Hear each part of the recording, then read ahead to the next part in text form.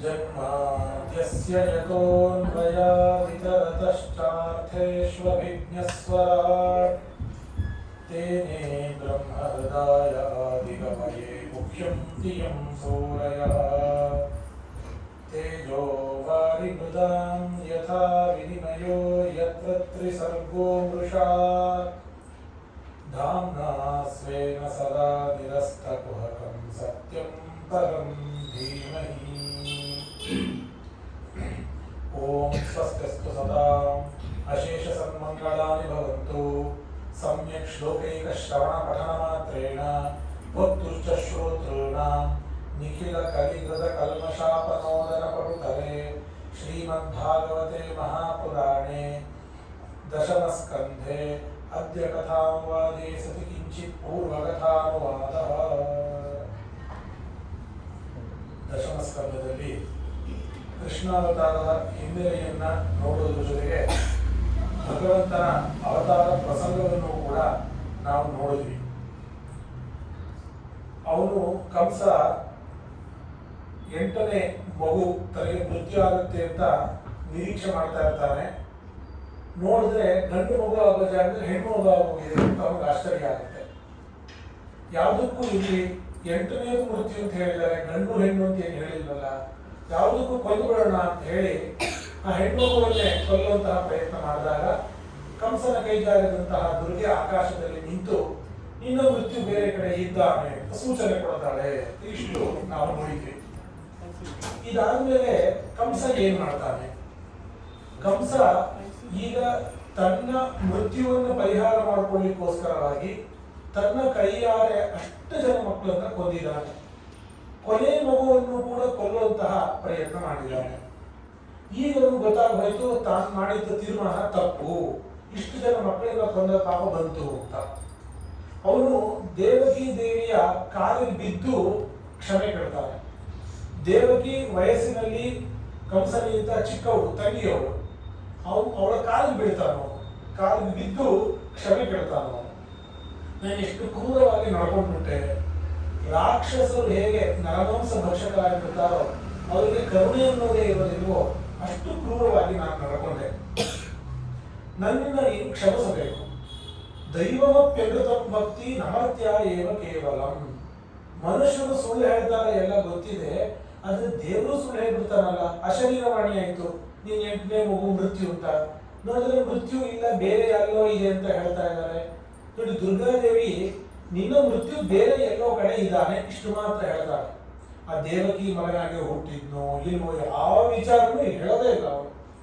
ಹಾಗಾಗಿ ದೇವತೆಗಳು ಹೇಳಿದ್ರು ನಾನು ನಂಬ್ಕೊಂಡು ಇಷ್ಟು ಜನ ಮಕ್ಕಳನ್ನ ಕೊಂದೆ, ಆದ್ರೆ ದೇವತೆಗಳ ಮಾತು ಸುಳ್ಳಾಗೋಯ್ತಲ್ಲ, ಅದನ್ನು ನಂಬುವ ಹಾಗಿಲ್ಲ ಅಂತ ಹೇಳಿ ಅಷ್ಟು ದುಃಖ ಪಟ್ಟಿದ್ದಾಳೆ ದೇವಕಿ. ಇಷ್ಟು ಮಕ್ಕಳನ್ನ ಕಳ್ಕೊಂಡಿದ್ದಾಳೆ. ಅವಳಿಗೆ ಮನಸ್ಸಿಗೆ ಸಮಾಧಾನ ಆಗಬೇಕು. ಸಮಾಧಾನ ಪಡಿಸಲಿಕ್ಕೆ ಒಳ್ಳೆಯ ತಾತ್ವಿಕ ವಿಚಾರಗಳನ್ನ ಉಪದೇಶಗಳನ್ನು ಹೇಳ್ತಾ ಹೋಗ್ತಾನೆ. ನಿನ್ನೆನೆ ಹೇಳಿದಂತೇನೆ ಅವರು ಮಹಾದುಷ್ಟನಾಗಿದ್ರು ಕೂಡ ಅವನಲ್ಲಿ ಇದ್ದಂತಹ ಭೃಗು ಮಹರ್ಷಿಗಳು ಇದ್ದಾರೆ, ಅವರು ಈ ಉಪದೇಶಗಳನ್ನೆಲ್ಲ ಕೊಡ್ತಾ ಇದ್ದಾರೆ ಅಂತ ಅನ್ಕೋಬಹುದು ನಾವು. ಅವ್ರು ಹೇಳ್ತಾನವನು ಮಾಶೋಚೇತ ಮಹಾಭಾಗವು ಆತ್ಮಜಾನ್ ಸ್ವಕೃತಂ ಭುಜ. ನಿಮ್ಮ ಮಕ್ಕಳು ಕಳ್ಕೊಂಡೇ ಅಂತೀರಿ, ಅದ್ರ ಸಲುವಾಗಿ ದುಃಖ ಪಡಬೇಡಿ. ಯಾಕೆಂದ್ರೆ ಸ್ವಕೃತಂ ಭುಜ, ಪ್ರಪಂಚದಲ್ಲಿ ಎಲ್ಲರೂ ಕೂಡ ತಾವು ಮಾಡಿದ್ದನ್ನೇ ತಾವು ಅನುಭವಿಸ್ತಾರೆ. ಮಹಾಭಾರತದ ಅನುಶಾಸನ ಪರ್ವದಲ್ಲಿ ಒಂದು ಕಥೆ ಬರುತ್ತೆ. ಆ ಕಥೆ ಇದೆ, ಯಾವುದೋ ಒಂದು ಹಾಲಿನಲ್ಲಿ ಮೇಲೆ ಹೋಗ್ತಾ ಇದ್ದಂತಹ ಒಂದು ಗರುಡ ಪಕ್ಷಿ ಹಾಲನ್ನು ಎತ್ಕೊಂಡು ಹೋಗ್ತಾ ಇತ್ತು. ಆ ಹಾಲಿನ ಬಾಯಿಂದ ವಿಷ ಸೀದಾ ಕೆಳಗೆ ಬಿದ್ದುಬಿಡುತ್ತೆ. ಮಗು ಕುಡಿಲಿಕ್ಕೆ ಇದ್ದಂತಹ ಹಾಲಿನಲ್ಲಿ ಅದು ಬಿದ್ದುಬಿಡುತ್ತೆ. ಆ ಹಾಲನ್ನು ಕುಡಿದ್ರೆ ಮಗು ಸತ್ತು ಹೋಗ್ಬಿಡುತ್ತೆ. ಈಗ ಇದು ಯಾರು ತಪ್ಪು? ಹಾಲಿನದ್ದೇ ತಪ್ಪು ಅಂತ ಹೇಳೋಣ ಅಂದ್ರೆ ನನಗೇನು ಗೊತ್ತು, ನಾನು ಬೇಕು ಅಂತ ವಿಷ ಹಾಕದ್ನ, ನನ್ನ ಪ್ರಾಣ ಭಯ ನನಗೆ, ಗರುಡ ಎತ್ಕೊಂಡು ಹೋಗ್ತಾ ಇದೆ ತಿರುಗುತ್ತೆ ಅಂತ, ನನ್ನ ಭಯದಲ್ಲಿ ನಾನಿದ್ದೀನಿ ಅಂತ. ಸರಿ, ಹಾಗೆ ಗರುಡನೇ ತಪ್ಪು ಅಂತ ಹೇಳೋಣ ಅಂದ್ರೆ ಗರುಡ ಪಕ್ಷಿ ಹೇಳುತ್ತೆ ನನಗೆ ಆಹಾರ ಬೇಕು, ನನಗೆ ದಿನನಿತ್ಯದ ಕಥೆ ಇದು, ನಾ ಅವನು ತಗೊಂಡು ಹೋಗ್ತಾ ಇದ್ದೀನಿ ಅಂತ. ಕೊನೆಗೆ ಮೃತ್ಯುವಿನಿಂದ ಪ್ರೇರಣೆಯಿಂದಾಗಿ ಈ ಕೆಲಸ ಮಾಡೋದು, ಮೃತ್ಯು ದೇವತೆಯನ್ನು ಕರೆಸೋಣ ಅಂತ ಹೇಳಿ ಎಲ್ಲರನ್ನು ವಿಚಾರಿಸಿ ಬಂದಾಗ ಕೊನೆಗೆ ಏನ್ ತೀರ್ಮಾನ ಆಗುತ್ತೆ ಅಂದ್ರೆ ಜನ್ಮಾಂತರದಲ್ಲಿ ಆ ಜೀವ ಮಾಡಿದ ತಪ್ಪಿನ ಫಲವಾಗಿ ಈಗ ಅನುಭವಿಸ್ತಾ ಇರೋದು ಅಂತ. ಸ್ವಕೃತಂ ಭುಜ, ಪ್ರತಿಯೊಬ್ಬರು ಕೂಡ ತಾವು ಮಾಡಿದ್ದನ್ನೇ ಅನುಭವಿಸಬೇಕಾಗತ್ತೆ. ಹಾಗಾಗಿ ನೀನು ಅಷ್ಟು ದುಃಖ ಪಡಬೇಡ. ದೇಹ ಯೋಗ ವಿಯೋಗಷ್ಟ ಸಂಸ್ಕೃತಿಯು ನತು ವಾಸ್ತವಿ. ಎಲ್ಲರ ಜೊತೆ ನಮಗೆ ಸಂಪರ್ಕ ಅನ್ನುವಂಥದ್ದು ಯಾವತ್ತಿಗೂ ಶಾಶ್ವತ ಅಲ್ಲೇ ಅಲ್ಲ. ಹಾಗಾಗಿ ನೀವು ದುಃಖ ಪಡಬಾರದು ಅಂತ ಹೇಳಿ ಅವರಿಗೆ ತುಂಬಾ ಸಮಾಧಾನ ಮಾಡಿ, ಕ್ಷಮಧ್ವಂ ಮಮ ದೌರಾತ್ಮ್ಯಂ, ನನ್ನ ಈ ದೌರಾತ್ಮ್ಯವನ್ನು ನೀವು ಕ್ಷಮಿಸಬೇಕು. ಯಾಕೆ ಅಂದ್ರೆ ಸಜ್ಜನರ ಸ್ವಭಾವ ಹೇಗೆ ಅಂದ್ರೆ ಬಂಧುಗಳಲ್ಲಿ ತುಂಬಾ ವಾತ್ಸಲ್ಯ ಇರುತ್ತೆ. ಬಂಧುಗಳು ತಪ್ಪನ್ನು ಮಾಡಿದ್ರು ಕೂಡ ಅದನ್ನ ಕ್ಷಮಿಸಿ ಮುಂದೆ ಹೋಗ್ತಾರೆ. ಹಾಗಾಗಿ ನನ್ನನ್ನು ಕ್ಷಮಿಸಬೇಕು ಅಂತ ಹೇಳಿ ಅವಳ ಕಾಲಿಗೆ ಬಿದ್ದು ಕ್ಷಮೆ ಕೇಳ್ತಾನೆ. ದೇವಕಿಯೂ ಕೂಡ ಅವಳನ್ನ ಕ್ಷಮಿಸ್ತಾಳೆ, ಒಳ್ಳೆ ಮಾತೆಲ್ಲ ಆಡ್ತಾಳೆ, ಎಲ್ಲ ಆಯ್ತು. ಅವನು ಹೋಗ್ತಾನೆ. ಮುಂದೆ ಏನ್ ಮಾಡಬೇಕು ಅಂತ ಇಲ್ಲಿ ತನಕ ಕಂಸನ ಮಾತನ್ನು ಕೇಳಿದ್ರೆ ಪಾಪ ಎಷ್ಟು ಒಳ್ಳೆಯವನಿದ್ದ ಏನೋ ಅಂತ ಅನ್ಕೋಬೇಕು. ಆದ್ರೆ ಮುಂದೆ ಅವನು ಮಾಡೋ ತೀರ್ಮಾನಗಳನ್ನೆಲ್ಲ ಇವ್ನು ಎಂಥ ದುಷ್ಟ ಅಂತ ಅನ್ನೋದು ಗೊತ್ತಾಗುತ್ತೆ. ಸರಿ, ಮುಂದೆ ಏನ್ ಮಾಡ್ಬೇಕು? ಸಮಸ್ಯೆ ಬಂತು. ಅವನಿಗೆ ಮೃತ್ಯು ಅಂತ ಯಾವ ಮಗು ಇತ್ತು ಅದು ಎಲ್ಲೋ ತಪ್ಪಿಸ್ಕೊಂಡು ಹೋಗೋ ಎಲ್ಲೋ ಇದೆ ಅಂತ ಗೊತ್ತಾಯ್ತು. ಆದಷ್ಟು ಬೇಗ ಆ ಮಗು ಯಾವುದು ಅಂತ ಕಂಡು ಹಿಡಿದು ಕೊಲ್ಲಬೇಕು, ಇಲ್ಲಾಂದ್ರೆ ತನಗೆ ಮೃತ್ಯು ಬರುತ್ತೆ. ಏನ್ ಮಾಡ್ಬೇಕು? ತನ್ನ ಎಲ್ಲ ಮಂತ್ರಿಗಳನ್ನ ಸೇರಿಸ್ತಾನೆ. ಕಂಸನ ಮಂತ್ರಿಗಳೆಲ್ಲ ಕಂಸನ ತರದವ್ರೆ, ಎಲ್ಲ ದುಷ್ಟರೆ.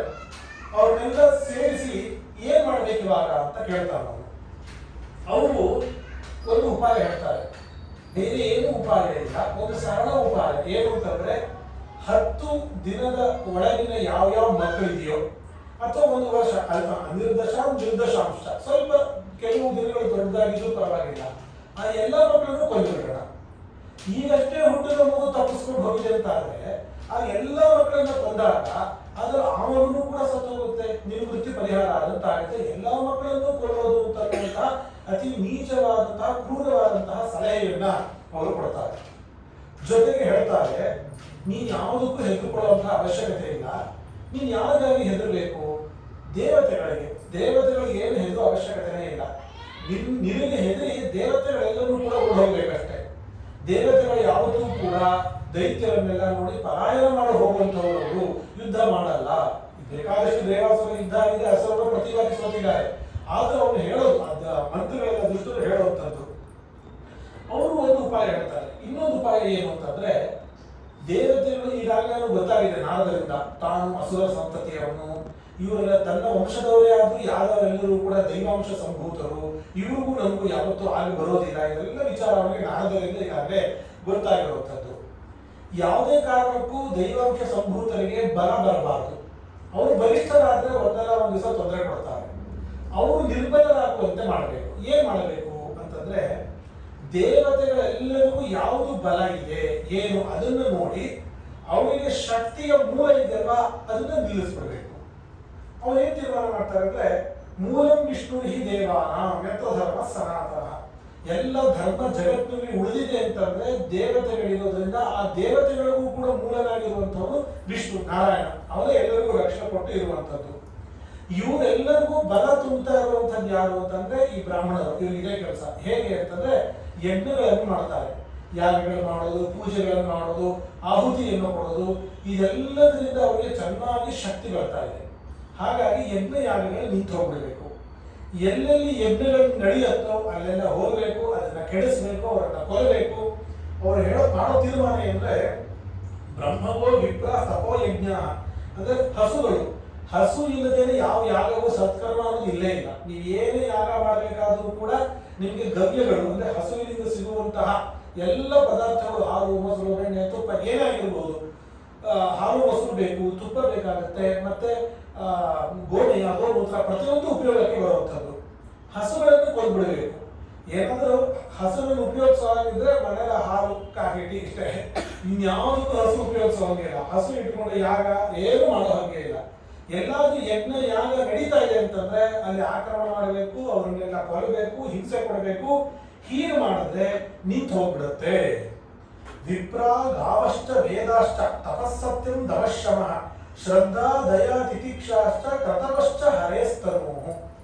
ನಾರಾಯಣನ ಸನ್ನಿಧಾನ ಎಲ್ಲೆಲ್ಲಿದೆ ಆ ಜಾಗವನ್ನ ತೆಗೆದು ಹಾಕ್ಬಿಟ್ರೆ ಅದು ಜಾಗನೇ ಇಲ್ಲ ಅಂತ ಆಗೋಗ್ಬಿಡುತ್ತೆ. ಯಾವುದು ಅಂತಂದ್ರೆ, ಒಂದು ಬ್ರಾಹ್ಮಣರು, ಗೋವುಗಳು, ವೇದಗಳು, ತಪಸ್ಸು ಅಂತಂದ್ರೆ ಒಂದು ಒಳ್ಳೆಯ ಉದ್ದೇಶದಿಂದ ಕಷ್ಟಪಡುವಂಥದ್ದು ಏನೇ ಆಗಿರ್ಬೋದು, ಅದನ್ನು ತಪಸ್ಸು ಅಂತ ಹೇಳಿ ಕರೀತೀವಿ. ದಮ, ಶಮ, ಶ್ರದ್ಧಾ ಇಂಥ ಒಳ್ಳೆಯ ವಿಚಾರಗಳು ಕೇಳಿದೆ. ಅದು ಎಲ್ಲೆಲ್ಲಿದೆಯೋ ಅಲ್ಲಿ ದೇವರ ಸನ್ನಿಧಾನ ಇರುತ್ತೆ. ಅದು ಯಾವುದು ಇಲ್ಲದೆ ಹೋಗದೆ ಮಾಡ್ಬಿಡ್ಬೇಕು. ಅದಿರುವಂತಹ ಸ್ಥಾನವನ್ನೆಲ್ಲ ಹಾಳು ಮಾಡಿಬಿಡಬೇಕು ಹೇಳಿ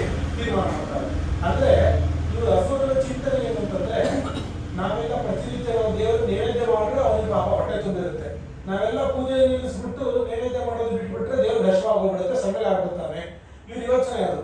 ಇವರೆಲ್ಲ ಯಜ್ಞದಲ್ಲಿ ಆಹುತಿ ಕೊಡ್ತಾ ಇರೋದ್ರಿಂದ ಅವ್ರಿಗೆ ಶಕ್ತಿ ಇದೆ, ಈ ಯಜ್ಞನೇ ಇದೆಲ್ಲ ಮಾಡಿಬಿಟ್ರೆ ಅವ್ರಿಗೆ ಶಕ್ತಿನೇ ಇಲ್ಲ, ಈ ತರ ಬುದ್ಧಿ ಅವ್ರಿಗೆ. ವಸ್ತುಸ್ಥಿತಿ ಇರುವಂತದ್ದೇ ಬೇರೆ. ನಾವೆಲ್ಲ ಕರ್ತವ್ಯ ಬುದ್ಧಿಯಿಂದ ನಾವು ಉಪಕಾರ ಸ್ಮರಣೆಯಿಂದ ಇದನ್ನೆಲ್ಲ ಮಾಡೋದು. ಎಲ್ಲ ದೇವತೆಗಳು ದೇವರು ಕೊಟ್ಟಿರೋದು ಅವ್ರಿಗೆ ಸಮರ್ಪಣೆ ಮಾಡಿದ್ರೆ ನಾವು ತಿನ್ನೋದು ಹೇಗೆ, ನಾವು ಸ್ವೀಕಾರ ಮಾಡೋದು ಹೇಗೆ, ಈ ಬುದ್ಧಿಯಿಂದ ನಾವು ಮಾಡುವಂಥದ್ದು. ಆದ್ರೆ ಅವರು ತಪ್ಪು ತಿಳ್ಕೊಂಡಿರ್ತಾರೆ. ಸರಿ, ಕೊನೆಗೆ ಇದೇ ತೀರ್ಮಾನ ಆಗುತ್ತೆ ಆ ಸಭೆಯಲ್ಲಿ, ಎಲ್ಲ ಮಕ್ಕಳನ್ನ ಕೊಲ್ಲಬೇಕು. ಮಕ್ಕಳನ್ನು ಕೊಲ್ಲೋದಕ್ಕೆ ಹೇಗೆ ನೇರವಾಗಿ ಹೋಗಿ ಮನೆ ಮನೆಯಲ್ಲಿ ಹೋಗಿ ಮಕ್ಕಳನ್ನ ತಗೊಂಡು ಬರೋದು ಮಾಡೋ ಹಾಗಿಲ್ಲ. ಹಾಗೆ ಮಾಡಿದ್ರೆ ಜನಗಳ ದಂಗೆ ಹೇಳ್ಬೋದು, ಕಷ್ಟ ಆಗ್ಬೋದು. ಅದಕ್ಕೆ ಏನ್ ಮಾಡಬೇಕು, ಅವನ ಅನುಚರರಾಗಿ ಕೆಲವರು ದುಷ್ಟರಿದ್ರು. ಯಾರ ದುಷ್ಟರು ಅಂತಂದ್ರೆ ಮುಂದೆ ಎಲ್ಲ ಕೃಷ್ಣನ ಹತ್ರ ಬರುವಂತವ್ರೆ. ಪೂತನ, ಶಕಟಾಸುರ, ತೃಣವರ್ತ, ಇನ್ಯಾರ್ಯಾರು ಬರ್ತಾರೆ, ಅರಿಷ್ಟಾಸುರ, ಈ ತರ ತುಂಬಾ ಜನ ಅಸುರರೆಲ್ಲ ಬರ್ತಾರಲ್ಲ, ಇವರೆಲ್ಲ ಕಂಸನ ಅನುಚರರಾಗಿರ್ತಾರೆ. ಇವರೆಲ್ಲರನ್ನೂ ಕೂಡ ಕಳಿಸಿ ಅವರಿಗೆ ಯಾರು ಬಂದು ಮಕ್ಕಳನ್ನು ಕೊಂಡು ಹೋದ್ರು, ಯಾರು ತಗೊಂಡು ಹೋದ್ರು ಗೊತ್ತೇ ಆಗಬಾರ್ದು, ಆ ರೀತಿ ಉಪಾಯಗಳನ್ನು ಮಾಡ್ತಾ ಇರ್ತಾರೆ.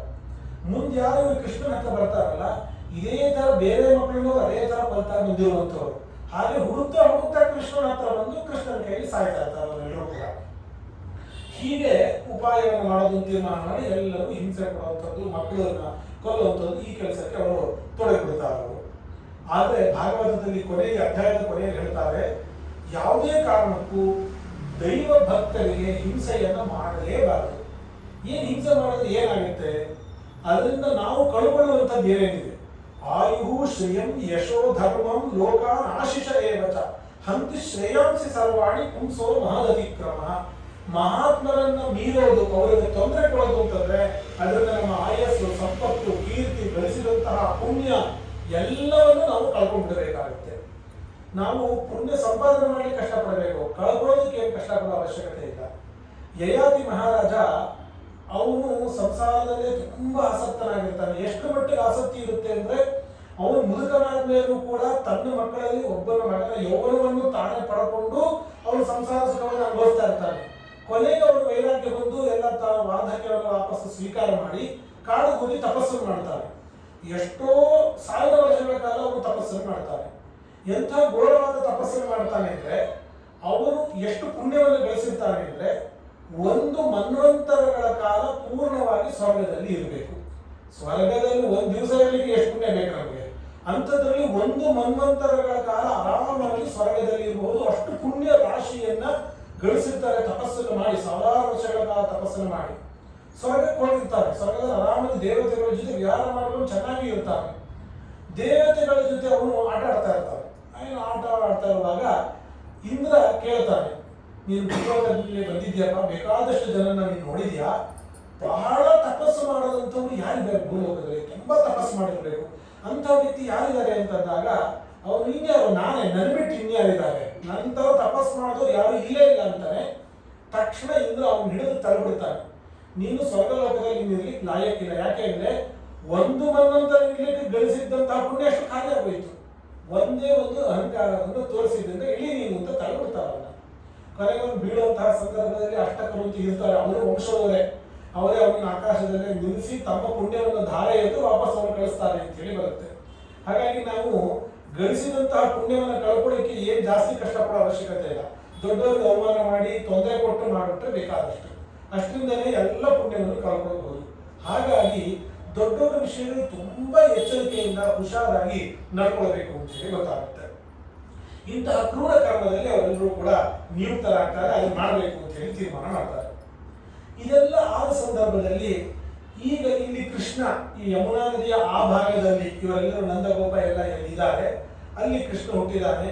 ಬೆಳಗ್ಗೆ ಆಗುತ್ತೆ, ಗಂಡು ಕೂಸು ಹುಟ್ಟಿದೆ ಇವನಿಗೆ ಅಂತ ಗೊತ್ತಾಗುತ್ತೆ. ಭಾರಿ ಸಂಭ್ರಮ ಶುರುವಾಗುತ್ತೆ, ಭಾರಿ ಖುಷಿ ಪಡ್ತಾರೆ. ಆ ಖುಷಿಯಲ್ಲಿ ಆ ನಂದ ಜಾತಕರ್ಮ ಮಾಡ್ತಾನೆ, ಗೋದಾನಗಳನ್ನೆಲ್ಲ ಮಾಡ್ತಾನೆ, ಎಲ್ಲರನ್ನ ಕರೆದು ಬೇಕಾದಷ್ಟು ಗೋದಾನ ಮಾಡ್ತಾನೆ. ಒಂದು ಹಬ್ಬ ಮಾಡಬೇಕು ಅಂತ ತೀರ್ಮಾನ ಮಾಡ್ತಾರೆ. ತೀರ್ಮಾನ ಮಾಡಿ ಎಲ್ಲ ಹಸುಗಳಿಗೆ ಬೇಕಾದಷ್ಟು ಯಥೇಚ್ಛ ಮೇವುಗಳನ್ನು ಕೊಡ್ತಾರೆ, ಮೈ ತುಂಬಾ ಅಲಂಕಾರ ಮಾಡ್ತಾರೆ, ಗೋಪೂಜೆಯನ್ನು ಮಾಡ್ತಾರೆ. ಕೊನೆಗೆ ಅವರೆಲ್ಲರೂ ಕೂಡ ಆಟ ಆಡ್ತಾರೆ. ಗೋಕುಳಿ ಆಟ ಅಂತ ನಮ್ಗೆ ಹೇಳ್ತೀವಿ, ಬಣ್ಣದ ನೀರು ಎರಚೋದು. ಆ ತರ ಇವರು ಹಾಲು ಮೊಸರುಗಳನ್ನು ಎರಚಿಕೊಂಡು ಅವರು ಆಟ ಆಡ್ತಾ ಇರುತ್ತೆ, ಸಂಭ್ರಮಿಸ್ತಾ ಅವರು. ಇಷ್ಟೆಲ್ಲ ಸಂಭ್ರಮ ಎಲ್ಲ ನಡೀತಾ ಇದ್ದಂತೆ ನಂದ ಗೋಪ ಅವನು ನಾನು ಹೋಗಿ ಕಂಸನನ್ನ ಭೇಟಿಯಾಗಿ ಈ ವರ್ಷದ ಟ್ಯಾಕ್ಸ್ ಕರ ಏನು ಕಟ್ಟಬೇಕಾಗಿತ್ತು ಅದನ್ನು ಕೊಟ್ಬಿಟ್ಟು ಬಂದ್ಬಿಡ್ತೀವಿ ಅಂತ ಹೇಳಿ ಇವನು ಈ ಕಡೆ ಬರ್ತಾನೆ, ನದಿಯನ್ನು ದಾಟಿಕೊಂಡು ಕಂಸನನ್ನ ಭೇಟಿ ಆಗ್ಲಿಕ್ಕೆ ಅಂತ ಬರ್ತಾನೆ. ಕಂಸನನ್ನ ಭೇಟಿ ಆಗ್ಲಿಕ್ಕೆ ಬಂದಾಗ ವಸುದೇವ ಅವನನ್ನು ಏಕಾಂತದಲ್ಲಿ ಕರೀತಾರೆ, ಕರೆದು ಏಕಾಂತದಲ್ಲಿ ಭೇಟಿ ಆಗ್ತಾರೆ. ವಸುದೇವ ಮತ್ತೆ ನಂದಗೋಪ ಇಬ್ರು ಕೂಡ ಅಣ್ಣ ತಮ್ಮಂದ್ರು. ಹೇಗೆ ಅಂತಂದ್ರೆ ಶೂರ ಮಹಾರಾಜನ ಒಂದು ಹೆಂಡತಿಯಲ್ಲಿ ಹುಟ್ಟಿದವನು ವಸುದೇವ, ಇನ್ನೊಬ್ಬ ಹೆಂಡತಿಯಲ್ಲಿ ಹುಟ್ಟಿದಂತವನು ನಂದಗೋಪ. ಹಾಗಾಗಿ ಇಬ್ರು ಕೂಡ ಶೂರನ ಮಕ್ಕಳೇ ಅವರಿಬ್ರು ಕೂಡ. ಕ್ಷತ್ರಿಯ ಹೆಂಡತಿಯಲ್ಲಿ ಹುಟ್ಟಿದಂತವನು ವಸುದೇವ, ವೈಶ್ಯ ಹೆಂಡತಿಯಲ್ಲಿ ಹುಟ್ಟಿದಂತವನು ನಂದಗೋಪ. ಹಾಗಾಗಿ ಅವರಿಬ್ರು ಕೂಡ ಪರಸ್ಪರ ಗೊತ್ತಿರುವಂತವ್ರೆ.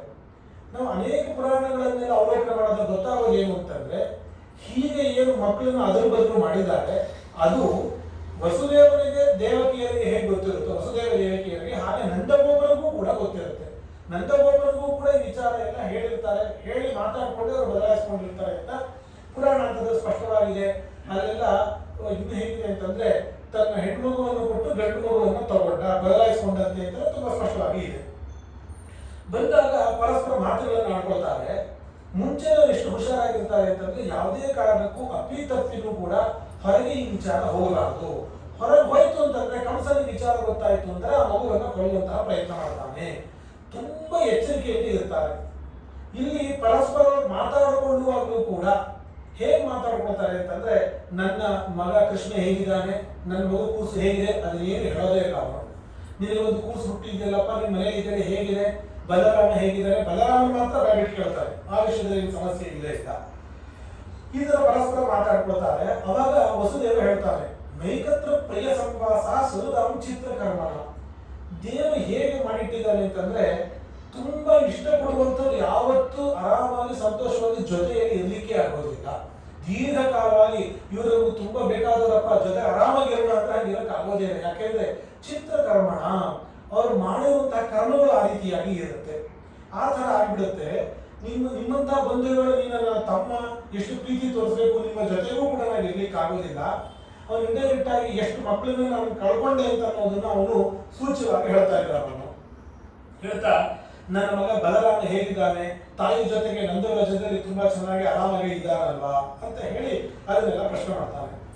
ಅವಾಗ ನಂದಗೋಪ ಹೇಳ್ತಾನೆ, ಅವನು ಉತ್ತರ ಕೊಡ್ತಾ, ಅವನು ಎಷ್ಟು ಮಕ್ಕಳನ್ನು ಪಾಪ ನೀವು ಕಳ್ಕೊಂಡ್ರಿ, ಅವತ್ತೇ ದೇವಕಿ ಪುತ್ರ ಕಂಸೇನ ಭಾಗವತ, ಎಷ್ಟು ಮಕ್ಕಳನ್ನು ಅವನು ಕೊಂದುಬಿಟ್ಟ. ಏಕಾವಶಿಷ್ಟ ಅವರಜ, ಕೊನೆಯ ಒಬ್ಬಳು ಹೆಣ್ಮಗಳು ಉಳ್ಕೊಂಡಿದ್ದು, ಆದ್ರೆ ಅವಳು ದಿವಂಗತ, ಅವಳೆಲ್ಲ ಹಾಕೊಂಡು ಹೋಗ್ಬಿಟ್ಲಂತೆ. ಅಂದ್ರೆ ಅರ್ಥ ಏನು? ಹಾಗೆ ಮಾತಾಡ್ತಾರೆ. ನಿಜವಾಗ್ಲೂ ನಡೆದಿದ್ದು ಒಂದು ರೂಪದಿಂದ ದುರ್ಗೆ ಹಾಕೊಂಡು ಹೋದ್ರು ಕೂಡ ಇನ್ನೊಂದು ರೂಪದಿಂದ ಚಿಕ್ಕ ಮಗುವಾಗಿ ಬಂದು ವಸುದೇವ ದೇವಕಿಯ ಹತ್ರವೇ ದುರ್ಗೆ ಇರ್ತಾಳೆ. ಅಲ್ಲೇ ಕೊನೆ ತನಕ ಬೆಳೆದಿರ್ತಾಳೆ ಅವಳು. ಏಕಾನಂದ ಅಂತ ನೋಡಿದ್ವಿ ನಾವು. ಆದ್ರೂ ಹೇಳುವಾಗ ಯಾರು ರಹಸ್ಯವಾಗಿ ಏನ್ ಕೇಳಿಸ್ಕೊಳ್ತಾರೋ ಏನೋ ಗೊತ್ತಿಲ್ಲ. ಇದ್ದ ಒಬ್ಬ ಮಗಳು ಕೂಡ ನಿಮ್ ಜೊತೆಗೆ ಇಲ್ಲೇ ಇರುವಂತಹ ಪ್ರಸಂಗ. ಅಲ್ಲಿ ಒಂದು ಮಾತು ಹೇಳ್ತಾರೆ, ನೂನಂ ಹಿ ದೃಷ್ಟ ನಿಷ್ಠೋಯಂ ನಾದೃಷ್ಟ ಪರಮೋ ಜನ. ವಸ್ತುತಃ ನಾವು ಯಾಕೆ ದುಃಖ ಪಡ್ತೀವಿ ಅಂತಂದ್ರೆ, ಎಲ್ಲ ಜನರು ದೃಷ್ಟ ನಿಷ್ಠರಾಗಿರ್ತಾರೆ. ದೃಷ್ಟ ನಿಷ್ಠ ಅಂತಂದ್ರೆ ಏನೇ ಒಂದು ಘಟನೆ ನಡಿಬೇಕಾದ್ರೂ ಕೂಡ ಅದಕ್ಕೊಂದು ಕಾರಣ ಇರಬೇಕು. ಕಾರಣ ಇಲ್ಲದೆ ಪ್ರಪಂಚದಲ್ಲಿ ಯಾವ್ದು ಏನೂ ನಡೆಯೋದಿಲ್ಲ. ಇಲ್ಲಿ ಏನೋ ಒಂದು ಕ್ರಮಬದ್ಧವಾಗಿ ಏನೋ ನಡೀತಿದೆ ಅಂತಂದ್ರೆ ಯಾರು ನಡೀತಿದ್ದೀನ ಅಂತ ನಾವು ಕೇಳ್ತೀವಿ. ಯಾರಿಗೆ ತನಗೆ ಆಗ್ಬೇಕು ಅಂತಂದ್ರೆ, ಈ ಮನೇಲಿ ನಮ್ಮ ಮನೇಲಿ ಯಾವ ತಂದು ಇಟ್ಟಿದ್ದು, ಯಾರು ನಾನಲ್ಲ ಅಂದಾಗ ಸರಿ ಆಯ್ತು ಅಂತ ಅಂತೀವ? ಇಲ್ಲ, ಯಾರು ಹಿಡಿದು ಹೇಗೆ ಬರುತ್ತೆ ಅಂತಂದ್ರೆ ನಾವು ಗಲಾಟೆ ಮುಂದುವರಿಸ್ತೀವಿ. ಯಾರು ಇಟ್ಟಿರ್ಬೇಕು ಹೇಳ್ತಾ ಇಲ್ಲ ನೀವು ಅಂತ. ಅಂದ್ರೆ ಪ್ರಪಂಚದಲ್ಲಿ ಕಾರಣ ಇಲ್ಲದೇನೆ ಏನು ಘಟಿಸ್ಲಿಕ್ಕೆ ಸಾಧ್ಯ ಇಲ್ಲ ಅಂತ. ಹಾಗಾಗಿ ನಾವೇನ್ ಮಾಡ್ತೀವಿ, ನಮ್ಮ ಜೀವನದಲ್ಲಿ ಏನಾದರೂ ಆಯ್ತು ಅಂತಂದ್ರೆ ಇದಕ್ಕೊಂದು ಕಾರಣ ಹುಡುಕ್ತೀವಿ. ಕಾರಣ ನಾವೇನ್ ಮಾಡ್ತೀವಿ ಅಂತಂದ್ರೆ ಇನ್ನೊಬ್ಬರ ಮೇಲಾದ್ರೂ ಹಾಕಿ ಪ್ರಯತ್ನ ಮಾಡ್ತೀವಿ. ಇದು ನಿನ್ನಿಂದಲೇ ಹೀಗಾಗಿದ್ದು ಅಂತ. ಯಾಕೆ? ಏನೋ ಒಂದು ಕಾರಣ ಬೇಕೇ ಬೇಕು. ಬಿಡಿ, ಏನೋ ಆಕಸ್ಮಿಕವಾಗಿ ಆಗೋಗ್ಬಿಟ್ಟಿದೆ, ನಾವು ಯಾರು ಸಮಾಧಾನ ಮಾಡ್ಕೊಳ್ಳೋದೇ ಇಲ್ಲ. ಯಾರಾದ್ರೂ ಒಬ್ಬರನ್ನು ಬೈಬೇಕು ಅಂತ ನಮಗೆ ತೃಪ್ತಿ ಸಿಗುತ್ತೆ. ಕಾರಣ ಹುಡುಕ್ಬೇಕು. ನಾನಲ್ಲ ಅಂತಂದ್ರೆ ಇನ್ನೊಬ್ರು ಆಗಿರ್ಬೇಕು ಅಂತ ಹೇಳಿ. ಕಾರಣ ಇಂದ ನಮಗೆ ಮನಸ್ಸಿಗೆ ಯಾವತ್ತೂ ತೃಪ್ತಿ ಸಿಗೋದಿಲ್ಲ. ಆದ್ರೆ ಆ ಕಾರಣ ಯಾವತ್ತೂ ನಮಗೆ ದೃಷ್ಟವಾಗಿರ್ಬೇಕು. ಅಂದ್ರೆ ನಮಗೆ ಕಣ್ಣಿಗೆ ಗೊತ್ತಾಗುವಂತಹ ಕಾರಣನೇ ಇರಬೇಕು ಅಂತ ನಾವು ಹುಡುಕ್ತೀವಿ ನಾವು. ಆದ್ರೆ ನಾದೃಷ್ಟ ಪರಮೋಚನ, ನಮ್ಮ ಕಣ್ಣಿಗೂ ನಮ್ಮ ಇಂದ್ರಿಯಗಳಿಗೂ ಗೋಚರವಾಗದೇ ಇರುವಂತಹ ಕಾರಣಗಳು ಇದೆ, ಅದನ್ನ ಯಾರು ಒಪ್ಕೊಳ್ಳೋದಿಲ್ಲ. ಏನು? ನಮ್ಮ ಕರ್ಮಗಳು.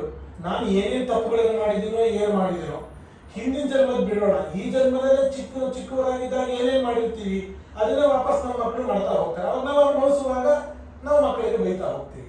ಹಾಗಾಗಿ ನಮ್ಮ ಪುಣ್ಯ ಪಾಪಗಳನ್ನು ಯಾರು ಕೂಡ ನಾವು ಒಪ್ಕೊಳ್ಳೋದೇ ಇಲ್ಲ, ಆದ್ರಿಂದ ದುಃಖ ಪಡ್ತಾ ಇರ್ತೀವಿ ನಾವು. ದೃಷ್ಟನಿಷ್ಠವೂ ನಾದೃಷ್ಟ ಪರಮೋ ಜನ, ಅದೃಷ್ಟವೂ ಕೂಡ ಒಂದು ಇದೆ, ಅದು ಕೆಲಸ ಮಾಡ್ತಾ ಇರುತ್ತೆ ಅನ್ನೋದನ್ನು ನಾವು ಒಪ್ಕೊಳ್ಬೇಕಾಗುತ್ತೆ. ಅದೃಷ್ಟ ಆತ್ಮನಸ್ತತ್ವ ಯೋಗೇನ ನಸಮುಖ್ಯತೆ. ಭಗವಂತ ಅಂತ ಒಬ್ಬ ಇದ್ದಾನೆ, ನಮ್ಮ ಕರ್ಮಕ್ಕೆ ಅನುಸಾರವಾಗಿ ನಾವು ಇದನ್ನೆಲ್ಲ ಕೊಡ್ತಾ ಇದ್ದಾನೆ ಅಂತ ನಾವು ಯಾರು ಒಪ್ಕೊಳ್ತಾನೋ ಅವರು ದುಃಖ ಪಡೋದಿಲ್ಲ. ಹೌದು, ಸಾಮಾನ್ಯವಾಗಿ ನಾವು ಇದನ್ನು ನೋಡ್ತೀವಿ, ಯಾರು ದೇವರು ತುಂಬ ಹೇಳ್ತಾ ಇರ್ತಾರೋ ಅವ್ರಿಗೂ ಕಷ್ಟ ಬಂದರೂ ಕೂಡ ಅದು ತೀವ್ರವಾಗಿ ಅವರನ್ನ ಬಾಧಿಸೋದಿಲ್ಲ. ಇದು ಯಾವುದೋ ಒಂದು ರಿಸರ್ಚ್ ಮಾಡಿದಂತೆ, ಸಂಶೋಧನೆ ಮಾಡಿ, ಈ ದುಃಖ ಅನ್ನೋದು ಎಲ್ರಿಗೂ ಸಮಾನ, ಅದು ಯಾರ ಮೇಲೆ ಎಷ್ಟು ಪರಿಣಾಮ ಬೀರುತ್ತೆ ಅಂತ ಹೇಳಿ, ಅದು ಆಮೇಲೆ ನಾನು ನೆನಪು ಮಾಡಿಕೊಂಡು ಹೇಳ್ತೀನಿ. ಡಾಕ್ಯುಮೆಂಟರಿ ನೋಡ್ಬೋದು, ತುಂಬ ಚೆನ್ನಾಗಿದೆ. ಒಂದೇ ಥರ ಯಾರು ಧ್ಯಾನ ಇದನ್ನೆಲ್ಲ ತುಂಬ ಮಾಡ್ತಾರೆ ಅವ್ರಿಗೂ ದುಃಖ ಆಗುತ್ತೆ, ಸಮಾನವಾದ ದುಃಖ ಬೇರೆಯವ್ರಿಗೂ ಆಗುತ್ತೆ. ಆದರೆ ಬೇರೆಯವ್ರಿಗೆ ಅದು ದೀರ್ಘಕಾಲ ತನಕ ಕಾಡ್ತಾನೇ ಇರುತ್ತೆ. ಯಾರು ಈ ಥರ ದೇವರು ಪುಣ್ಯ ಪಾಪ ನಂಬ್ಕೊಳ್ತಾರೆ, ಪೂಜೆ ಪುನಸ್ಕಾರ ಧ್ಯಾನ, ಮುಖ್ಯವಾಗಿ ಧ್ಯಾನ ಹೇಳ್ತಾರೆ ಅದರಲ್ಲಿ, ಯಾರು ಧ್ಯಾನ ಮಾಡ್ತಾ ಇರ್ತಾರೆ ಅವರಿಗೆ ಒಂದು ಕ್ಷಣ ತುಂಬ ತೀವ್ರವಾಗಿ ದುಃಖ ಕೊಟ್ಟು ಅದರಿಂದ ತುಂಬ ಸುಲಭವಾಗಿ ಚೇತರಿಕೆ ಆಗ್ಬಿಡುತ್ತೆ, ತುಂಬ ಸುಲಭವಾಗಿ ಹೊರಗೆ ಬಂದ್ಬಿಡ್ತಾರೆ ಅವರಿಂದ ಅಂತ ಹೇಳಿ. ಇದೆಲ್ಲ ಯಾಕೆ ಅಂದರೆ ಅದೃಷ್ಟವನ್ನು ನಂಬಿಕೊಂಡಿರೋದ್ರಿಂದ. ನನಗೆ ಇಷ್ಟು ಕಷ್ಟ ಆಗ್ತಾಯಿದೆ, ದೇವರನ್ನು ಕೇಳ್ಕೊಳ್ಳೋಣ, ಆಯಿತು ನನ್ನ ಕರ್ಮ ಇತ್ತು ಅನುಭವಿಸ್ಬೇಕು, ಏನು ಮಾಡೋದು, ಸ್ವೀಕಾರ ಮಾಡ್ತಾರೆ. ಹೌದು, ನನ್ನ ಕರ್ಮ ಇತ್ತು ಅದನ್ನು ನಾನು ಅನುಭವಿಸ್ಬೇಕು ಅಂತ ಯಾವಾಗ ನಾವು ಸ್ವೀಕಾರ ಮಾಡಿಬಿಡ್ತೀವೋ ಅದರ ತೀವ್ರತೆ ಅರ್ಧ ಕಡಿಮೆ ಆಗೋಗ್ಬಿಡುತ್ತೆ. ಅದನ್ನು ಮಾಡಬೇಕು ಅಂತೇಳಿ ನಂದಗೋಪ ಹೇಳ್ತಾರೆ. ಅದೆಲ್ಲ ಇಷ್ಟೆಲ್ಲ ಮಾತು ಆದಾಗ ಆಯ್ತಪ್ಪ ನೀನು ಇಲ್ಲೇ ನಿಂತ್ಕೊಳ್ಬೇಡ, ಕೆಲವು ಉತ್ಪಾದಗಳಾಗ್ತಾ ಇರುತ್ತೆ. ಉತ್ಪಾದಗಳು ಅಂತಂದ್ರೆ ಶಕುನಗಳು, ಬೆಕ್ಕಡ್ಡ ಹೋಗೋದು, ಕಾಗೆ ಹೋಗೋದು, ಈ ಥರ ನಾವು ಹೇಳ್ತೀವಲ್ಲ, ಆ ಥರ ಎಷ್ಟೊಂದು ಶಕುನಗಳಾಗುತ್ತೆ, ಎಲ್ಲ ಅಪಶಕುನಗಳಾಗ್ತಾ ಇದೆ. ನೀ ಕರ ಕೊಟ್ಟಾಯ್ತು, ಅಲ್ಲಿ ಏನೋ ಅನರ್ಥ ಆಗ್ಲಿಕ್ಕೆ ನೀನು ಆದಷ್ಟು ಬೇಗ ಇಲ್ಲಿಂದ ಹೊರಟುಬಿಡಬೇಕು ಅಂತ ಹೇಳಿ ವಸುದೇವ ನಂದಗೋಪನಿಗೆ ತುಂಬ ಬಲವಂತ ಮಾಡ್ತಾನೆ. ಸರಿ, ತಕ್ಷಣ ಅವನು ಹೊರಟು ಬಿಡ್ತಾನೆ. ದಾರಿಯಲ್ಲಿ ಬರುವಾಗ ಹೌದು ಉತ್ಪಾದಗಳಾಗ್ತಾ ಇದೆ, ಏನಾಗಿದೆಯೋ ಏನು ಅಂತ ಅದ್ರ ಬಗ್ಗೆನೇ ಚಿಂತೆ ಮಾಡಿಕೊಂಡು ನಂದಗೋಪ ಬರ್ತಾ ಇರ್ತಾರೆ. ಇದೇ ಸಮಯದಲ್ಲಿ ಪೂತನೆ ಬರ್ತಾಳೆ. ಇದೇ ಕಂಸನ ಅವಳು ಪೂತನೆ ಯಾರು ಅಂತಂದ್ರೆ ಕಂಸನ ಧಾತ್ರಿ. ಧಾತ್ರಿ ಅಂತಂದ್ರೆ ಸಾಕು ತಾಯಿ. ರಾಜಗಳೆಲ್ಲ ಹೇಗೆ ಹಡದಂತವಳು ತಾಯಿ ಆದ್ರೂ ಕೂಡ ಬೆಳೆಸೋದೆಲ್ಲಕ್ಕೆ ಬೇರೆ ಇದ್ದೇ ಇರ್ತಾರೆ. ಅವ್ರ ಮಗುನ ಮಾಡ್ತಾರೆ, ಅದು ನೋಡೋದು, ಸ್ನಾನ ಮಾಡಿಸೋದು ಎಲ್ಲ ಮಾಡೋದು ಬೇರೆಯವರು ಸಾಕು ತಾಯಿ ಅಂತ ಇರ್ತಾರೆ. ಹಾಗಿದ್ದಂಥವಳು ಪೂತನಿಗೆ ಬೆಳೆದಂಥವಳು. ಅವಳ ಕೆಲಸ ಏನು ಅಂತಂದ್ರೆ ಎಲ್ಲ ಮಕ್ಕಳಿಗೆ ಹಾಲು ಕೊಡಿಸ್ತೀನಿ ಅಂತ ಹೋಗಿ ವಿಷವನ್ನು ಕೊಡಿಸಿ ಮಕ್ಕಳನ್ನ ಕೊಲ್ಲುವಂಥದ್ದು ಅವಳ ಕೆಲಸ. ಅವಳು ಹೋಗ್ತಾಳಂತೆ ಎಲ್ಲ ಕಡೆ ಮಕ್ಕಳನ್ನ ಕೊಲ್ತಾ ಹಾಗೆ ಹುಡುಕ್ತಾ ಈ ಗೋಕುಲಕ್ಕೂ ಕೂಡ ಬಂದಿರ್ತಾಳೆ. ಆ ರಾಕ್ಷಸಿಗೆ ಬರ್ತಾಳೆ, ಬಂದಾಗ ಇಲ್ಲಿ ಸತ್ತು ಹೋಗ್ತಾಳೆ. ರಾಕ್ಷಸನಿಯಲ್ಲಿ ಎಲ್ಲಿ ಇರ್ತಾರೆ, ಯಾತುಧಾನಿಯರು ಅಂತ ಸಂಸ್ಕೃತದಲ್ಲಿ ಕರೀತಾರೆ.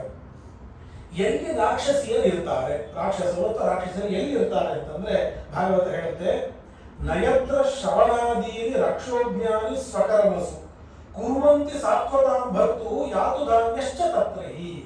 ಎಲ್ಲಿ ಸತ್ಕರ್ಮಗಳು ಇರೋದಿಲ್ವೋ, ಸತ್ಕರ್ಮದಲ್ಲಿ ಭಗವಂತನ ಮಹಿಮಾ ಶ್ರವಣಾದಿಗಳು ಯಾವುದೂ ಕೂಡ ಇರೋದಿಲ್ವೋ, ಒಟ್ಟು ಭಗವತ್ ಚಿಂತನೆ ಇರೋದಿಲ್ವೋ, ಅದು ರಾಕ್ಷಸರಿಗೆ ಹೇಳಿ ಮಾಡಿಸಿರುವಂತಹ ಜಾಗ. ಸುಲಭವಾಗಿ ಬಂದವರು ನೆಲೆಸ್ತಾರೆ ಅಂತ ಹೇಳಿ. ಹಾಗಾಗಿ ಯಾವಾಗಲೂ ಕೂಡ ನಮ್ಮ ಮನೆಯಲ್ಲಿ ಮಂತ್ರಗಳು, ಸ್ತೋತ್ರಗಳು, ಹಾಡು, ಒಟ್ಟು ದೈವ ಚಿಂತನೆ ಇರುವಂತೆ ನೋಡ್ಕೊಳ್ಳೋದು ತುಂಬಾ ಮುಖ್ಯ. ಅದಿತ್ತು ಅಂತಂದ್ರೆ ಯಾವ ರಾಕ್ಷಸರು ಎಲ್ಲೂ ಕೂಡ ಬರಲಿಕ್ಕೆ ಸಾಧ್ಯ ಇಲ್ಲ. ಇವಳಲ್ಲಿ ಬರ್ತಾಳೆ, ಅಲ್ಲಿ ಹುಡುಕ್ತಾ ಇಲ್ಲಿ ಬಾಲಗ್ರಾಹಿಗಳು ಬರ್ತಾಳೆ. ಬರುವಂತಹ ಸಂದರ್ಭದಲ್ಲಿ ಈಗ ನಂದನ ಮನೆಗೆ ಬರ್ತಾಳೆ. ಬರುವಾಗ ಎಷ್ಟೇ ಕ್ರೂರವಾದ ಉಗ್ರವಾದ ಭಯಾನಕ ರೂಪ ಇದ್ದರೂ ತನ್ನ ಮಾಯಾಶಕ್ತಿಯಿಂದ ಅತ್ಯಂತ ಸುಂದರವಾದ ರೂಪವನ್ನು ಸ್ವೀಕಾರ ಮಾಡಬರ್ತಾಳೆ. ಎಷ್ಟು ಸುಂದರವಾಗಿ ಅವಳು ಬರ್ತಾಳೆ ಅಂತಂದ್ರೆ ಅವಳನ್ನು ನೋಡಿ ಯಶೋಧೆನೂ ಕೂಡ ಏನು ಮಾಡೋದಿಲ್ಲ. ಯಶೋಧೆ ಮನೆಗೆ ಬರ್ತಾಳೆ, ಯಶೋಧೆ ಸುಮ್ಮನೆ ಮಂಕು ಬೆಳೆದಂತರ ಸುಮ್ಮನೆ ನಿಂತಿರ್ತಾಳೆ. ಬರ್ತಾಳೆ, ಮಗುನ ಎತ್ಕೋತಾಳೆ, ಹಾಲು ಕುಡಿಸ್ಲಿಕ್ಕೆ ನೋಡ್ತಾಳೆ. ಯಶೋಧೆ ಸುಮ್ಮನೆ ಇರ್ತಾಳಂತೆ, ಏನಾದ್ರು ಸುಮ್ಮನೆ ಇರ್ತಾಳೆ. ಕೊನೆಗೆ ಅವಳು ಹಾಲನ್ನು ಕುಡಿಸ್ಲಿಕ್ಕೆ ಶುರು ಮಾಡ್ತಾಳೆ. ಹಾಲನ್ನು ಕುಡಿಸ್ಲಿಕ್ಕೆ ಶುರು ಮಾಡಿದಾಗ ಭಗವಂತ ತಾನು ಅವಳ ಪ್ರಾಣವನ್ನು ಕೂಡ ಹೀರ್ಲಿಕ್ಕೆ ಶುರು ಮಾಡ್ತಾನೆ. ಹುಟ್ಟಿದ ಕೂಸು ಅಷ್ಟೇ, ಅದು ಹುಟ್ಟು ಹೊಂದಿಲ್ಲ ಏನೋ ಆಗಿದೆ ಅಷ್ಟೇ, ಅಷ್ಟು ಸಣ್ಣ ಕೂಸು ಹಾಲು ಕುಡಿಯೋ ನೆಪದಲ್ಲಿ ಅವಳ ಪ್ರಾಣವನ್ನು ಹೀರ್ಲಿಕ್ಕೆ ಶುರು ಮಾಡ್ತಾನೆ. ಸಾ ಮುಂಚಾಲ ನಿಧಿ ಪ್ರಭಾಷಿಣಿ ನಿಬೀಡ್ಯಮಾನ ಕಿಲ ಜೀವ ಮನುಷ್ಯನಿ. ಎಲ್ಲ ಮಕ್ಕಳನ್ನು ಕೊಲ್ತಾ ಬರ್ತಾ ಇದ್ದಂತೂ ತಡ್ಕೊಳ್ಳಿಕ್ಕಾಗದೆ ಬಿಡು ಅಂತ ತಿಳಿಸಿದ ಮಗುವಿನ ಸಮೇತ ಆಕಾಶಕ್ಕೆ ಹಾರಿಬಿಡ್ತಾಳವಳು. ಜೋರಾಗಿ ಶಬ್ದ ಆಗುತ್ತೆ, ಆಕಾಶದ ಮೇಲೆ ಹಾಗೆ ದವಾರ ಅಂತ ಬೀಳ್ತಾಳಂತೆ. ದೊಡ್ಡದಾಗಿರುವಂತಹ ರೂಪ, ಆ ಎಲ್ಲ ಜಾಗದ ಮಧ್ಯೆ ಒಂದು ದೊಡ್ಡ ಬೆಟ್ಟ ಬಿದ್ದಂತೆ ಇರ್ತಾಳಂತೆ. ಘೋರವಾದ ರೂಪ. ಅವಳು ಬಿದ್ದಂತಹ ಒಂದು ವೇಗಕ್ಕೆ ಭೂಕಂಪ ಆಗ್ಬಿಡುತ್ತಂತೆ. ಎಲ್ಲರೂ ಹೆದರು ಬಿಡ್ತಾರೆ, ನಡೆದು ಬಿಡುತ್ತಾರೆ. ಇವ್ರು ನೋಡ್ತಾಳೆ, ಮಗು ಇಲ್ಲೇ ಇಲ್ಲ ಅಲ್ಲಿ. ಎಲ್ಲರಿಗೂ ಗಾಬರಿ ಆಗುತ್ತೆ. ಕೃಷ್ಣ ಎಲ್ಲಿ ಅಂತ ಎಲ್ಲರೂ ಹುಡುಕಲಿಕ್ಕೆ ಶುರು ಮಾಡ್ತಾರೆ. ಬಂದು ನೋಡಿದ್ರೆ ರಾಕ್ಷಸಿ. ಈ ಭಾಗವತದಲ್ಲಿ ಅವಳ ಸೌಂದರ್ಯವನ್ನೂ ವರ್ಣನೆ ಮಾಡ್ತಾರೆ. ಆಮೇಲೆ ಅವಳು ಬಿದ್ದಾಗ ತನ್ನ ನಿಜವಾದ ರೂಪವನ್ನು ಸ್ವೀಕಾರ ಮಾಡಿ ಅವಳು ಸಾಯ್ತಾಳೆ. ಅವಳು ನಿಜ ಸ್ವರೂಪ ಬಂದಿರುತ್ತೆ. ಅಲ್ಲಿ ಹೇಗಿದ್ಲು ಅಂತಲೂ ಕೂಡ ವರ್ಣನೆ ಮಾಡ್ತಾರೆ. ಈಶಾ ಮಾತ್ರ ದೋಷಾಸ್ಯ, ಉಗ್ರವಾದ ದೊಡ್ಡ ಕೋರೆ ಹಲ್ಲು ಇರುತ್ತೆ. ಗಿರಿಕಂಧರ ನಾಸಿಕ, ಪರ್ವತದ ದೊಡ್ಡ ಗುಹೆ ಇದ್ದಂತೆ ಎರಡು ಮೂಗಿನ ಹೊಳೆಗಳಿತ್ತಂತೆ. ಉಗ್ರವಾದಂತಹ ರೂಪ, ಬೆಟ್ಟದಂತಹ ಹೊಟ್ಟೆ, ಅಂಧಕೂಪ ಗಭೀರಾಕ್ಷಂ, ಆಳವಾದಂತಹ ಕತ್ತಲ ಬಾರಿ ಇದ್ದಂತೆ ಅವ್ರು ಕಣ್ಣಿತ್ತಂತೆ. ಒಳಗೆಲ್ಲ ಕಣ್ಣು ಗುಡ್ಡೆ, ಆ ತರ ಭಯಾನಕವಾಗಿ ಇತ್ತು. ಬದ್ಧ ಸೇತು ಭುಜೋರ್ವಿ, ಅಂದ್ರೆ ಅವಳ ಕೈ ಕಾಲು ಹೇಗಿತ್ತು ಅಂದ್ರೆ ನದಿಗೆ ಕಟ್ಟಿರೋ ದೊಡ್ಡ ಸೇತುವೆ ತರ ಬಿದ್ದಿತ್ತಂತೆ.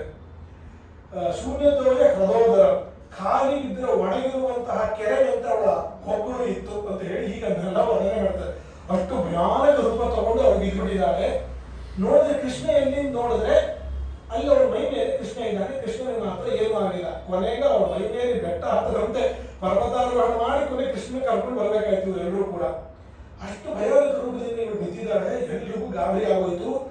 ಮಗುವಿಗೆ ದೃಷ್ಟಿಯಾಗಿದೆ, ಸದ್ಯ ದೇವರ ಅನುಗ್ರಹ, ನಮ್ಮ ಮಗುಗೆ ಏನೂ ಆಗ್ಲಿಲ್ಲ ಅಂತ ಹೇಳಿ ತಕ್ಷಣ ಗೋಮೂತ್ರ ಅದನ್ನೆಲ್ಲ ತಂದು ಗೋಮೂತ್ರ ಪ್ರೋಕ್ಷಣೆಯನ್ನು ಮಾಡಿ ಗೋಪುಚ್ಛ ಭ್ರಮಣ ಅಂದ್ರೆ ಹಸುವಿನ ಬಾಲದಿಂದ ಅದಕ್ಕೆ ಮೈಗೆ ಹೀಗೆ ನಿವಾಳಿಸಿ ಎಲ್ಲ ಮಾಡಿ ಬ್ರಾಹ್ಮಣರನ್ನ ಕರೆಸಿ ಸ್ವಸ್ತಿ ವಾಚನ ಮಂತ್ರಗಳನ್ನೆಲ್ಲ ಹೇಳಿಸಿ ಆಶೀರ್ವಚನ ಮಾಡಿಸಿ ಮಗುವಿಗೆ ಏನೂ ಆಗದೇ ಇರಲಪ್ಪ ಅಂತ ಹೇಳಿ ಪ್ರಾರ್ಥನೆ ಮಾಡ್ತಾರೆ. ಆಗ ಗೋಪಿಕಾ ಸ್ತ್ರೀಯರು ಮಾಡಿದಂತಹ ಒಂದು ಸ್ತೋತ್ರವೇ ಬಾಲರಕ್ಷಾ ಸ್ತೋತ್ರ ಅಂತ ತುಂಬಾ ಪ್ರಸಿದ್ಧವಾಗಿರುವಂಥದ್ದು. ನಾವು ಮನೆಗಳಲ್ಲಿ ಬಾಣಂತಿಯರ ಮನೆಯಲ್ಲಿ ಒಂದು ಇದನ್ನು ಬರೀತಾರೆ, ಜ್ಯೋತಿ ಅಂತೆಲ್ಲ ಬರೀತಾರೆ. ಅದನ್ನ ನೀವು ನೋಡಿರ್ಬೋದು. ಮಕ್ಕಳಿಗೆ ರಕ್ಷಣೆ ಸಿಗಬೇಕು, ಬಾಲಗ್ನಿಯರು ಅಂತೆಲ್ಲ ಇರುತ್ತೆ, ರಾಕ್ಷಸಿಯರು, ಅದರಿಂದ ರಕ್ಷಣೆ ಸಿಗಬೇಕು ಅಂತ. ಹಾಗಾಗಿ ಎಲ್ಲಾದ್ರೂ ಮಕ್ಕಳು ಹುಟ್ಟಿದ್ರೆ, ಮಕ್ಕಳು ಸುಮಾರು ದೊಡ್ಡವರು ಆಗುವ ತನಕ, ಒಂದು 5-6 ವರ್ಷ ಆಗುವ ತನಕವೂ ಕೂಡ ಈ ಬಾಣಂತರ ಮನೆಯಲ್ಲಂತೂ ಪ್ರತಿದಿನ ಅಲ್ಲಿ ಅದು ದುರ್ಗಾ ಸೂಕ್ತ, ರಾತ್ರಿ ಸೂಕ್ತ, ಮಲ್ಗಿ ಸೂಕ್ತ ಇದನ್ನೆಲ್ಲ ತಪ್ಪದೇ ಪಾರಾಯಣ ಮಾಡಿಸಬೇಕು. ಜೊತೆಗೆ ಬಾಲರಕ್ಷಾ ಸ್ತೋತ್ರ, ಮಕ್ಕಳಿಗೆ ಈ ಬಾಲಗ್ರಹ ಪೀಡೆ ಅಂತ ನಾವು ಕೇಳ್ತಾ ಇರ್ತೀವಿ. ಮಕ್ಕಳಿಗೆ ಬೆಳವಣಿಗೆ ಆಗ್ತಾ ಇರೋದಿಲ್ಲ, ತುಂಬಾ ಸಮಸ್ಯೆಗಳಿರುತ್ತೆ ಅಂತ. ಅದರ ಪರಿಹಾರಕ್ಕಾಗಿ ಇಲ್ಲಿ ಗೋಪಿಕೆಯರು ಮಾಡಿರುವಂತದ್ದಿದೆ.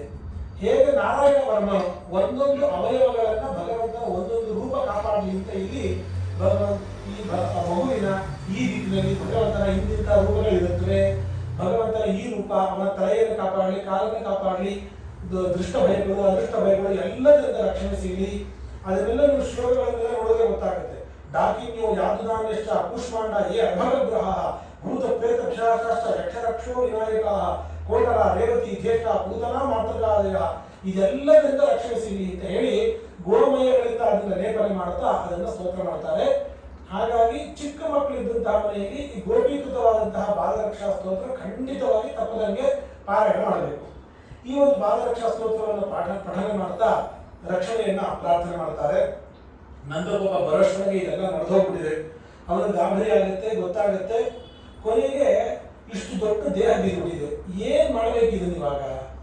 ಕೊನೆಗೆ ಅದನ್ನು ಸುಡೋಣ ಅಂತಂದು ಅಷ್ಟು ದೊಡ್ಡದು ಹೆಂಗ್ ಸುಡೋದು? ಕೊನೆಗೆ ಅವಳ ದೇಹವನ್ನ ಕತ್ತರಿಸ್ತಾರಂತೆ. ಕತ್ತರಿಸಿ ತುಂಡು ಮಾಡಿ ಅದನ್ನ ಬೆಂಕಿ ಇಟ್ಟು ಸುಡ್ಲಿಕ್ಕೆ ಪ್ರಯತ್ನ ಮಾಡ್ತಾರೆ. ಸುಡ್ತಾ ಇದ್ರೆ ಒಳ್ಳೆ ಪರಿಮಳ ಬರ್ಲಿಕ್ಕೆ ಶುರುವಾಗುತ್ತೆ, ಘಮಘಮ ಅಂತ ಬರ್ತಾ ಇದೆ. ಇದೇನಿದು ವಿಚಿತ್ರ ಅಂತಂದ್ರೆ ಅದಕ್ಕೆ ಕಾರಣ ಏನು ಅಂತಂದ್ರೆ ಒಬ್ಬ ಅಪ್ಸರೆಯೇ ಇಲ್ಲಿ ಹೀಗೆ ಅಸುರೆಯಾಗಿ ಬಂದಿದ್ರು. ಯಾವುದೋ ಒಂದು ತಪ್ಪನ್ನು ಮಾಡಿ ಕಾರಣಕ್ಕಾಗಿ ಬಂದಿದ್ದು, ಅದರಿಂದಾಗಿ ಅವಳಿಗೆ ಸದ್ಗತಿ ಆಗ್ತಾ ಇದೆ ಅಂತ ಹೇಳಿ ಹೇಳ್ತಾರೆ.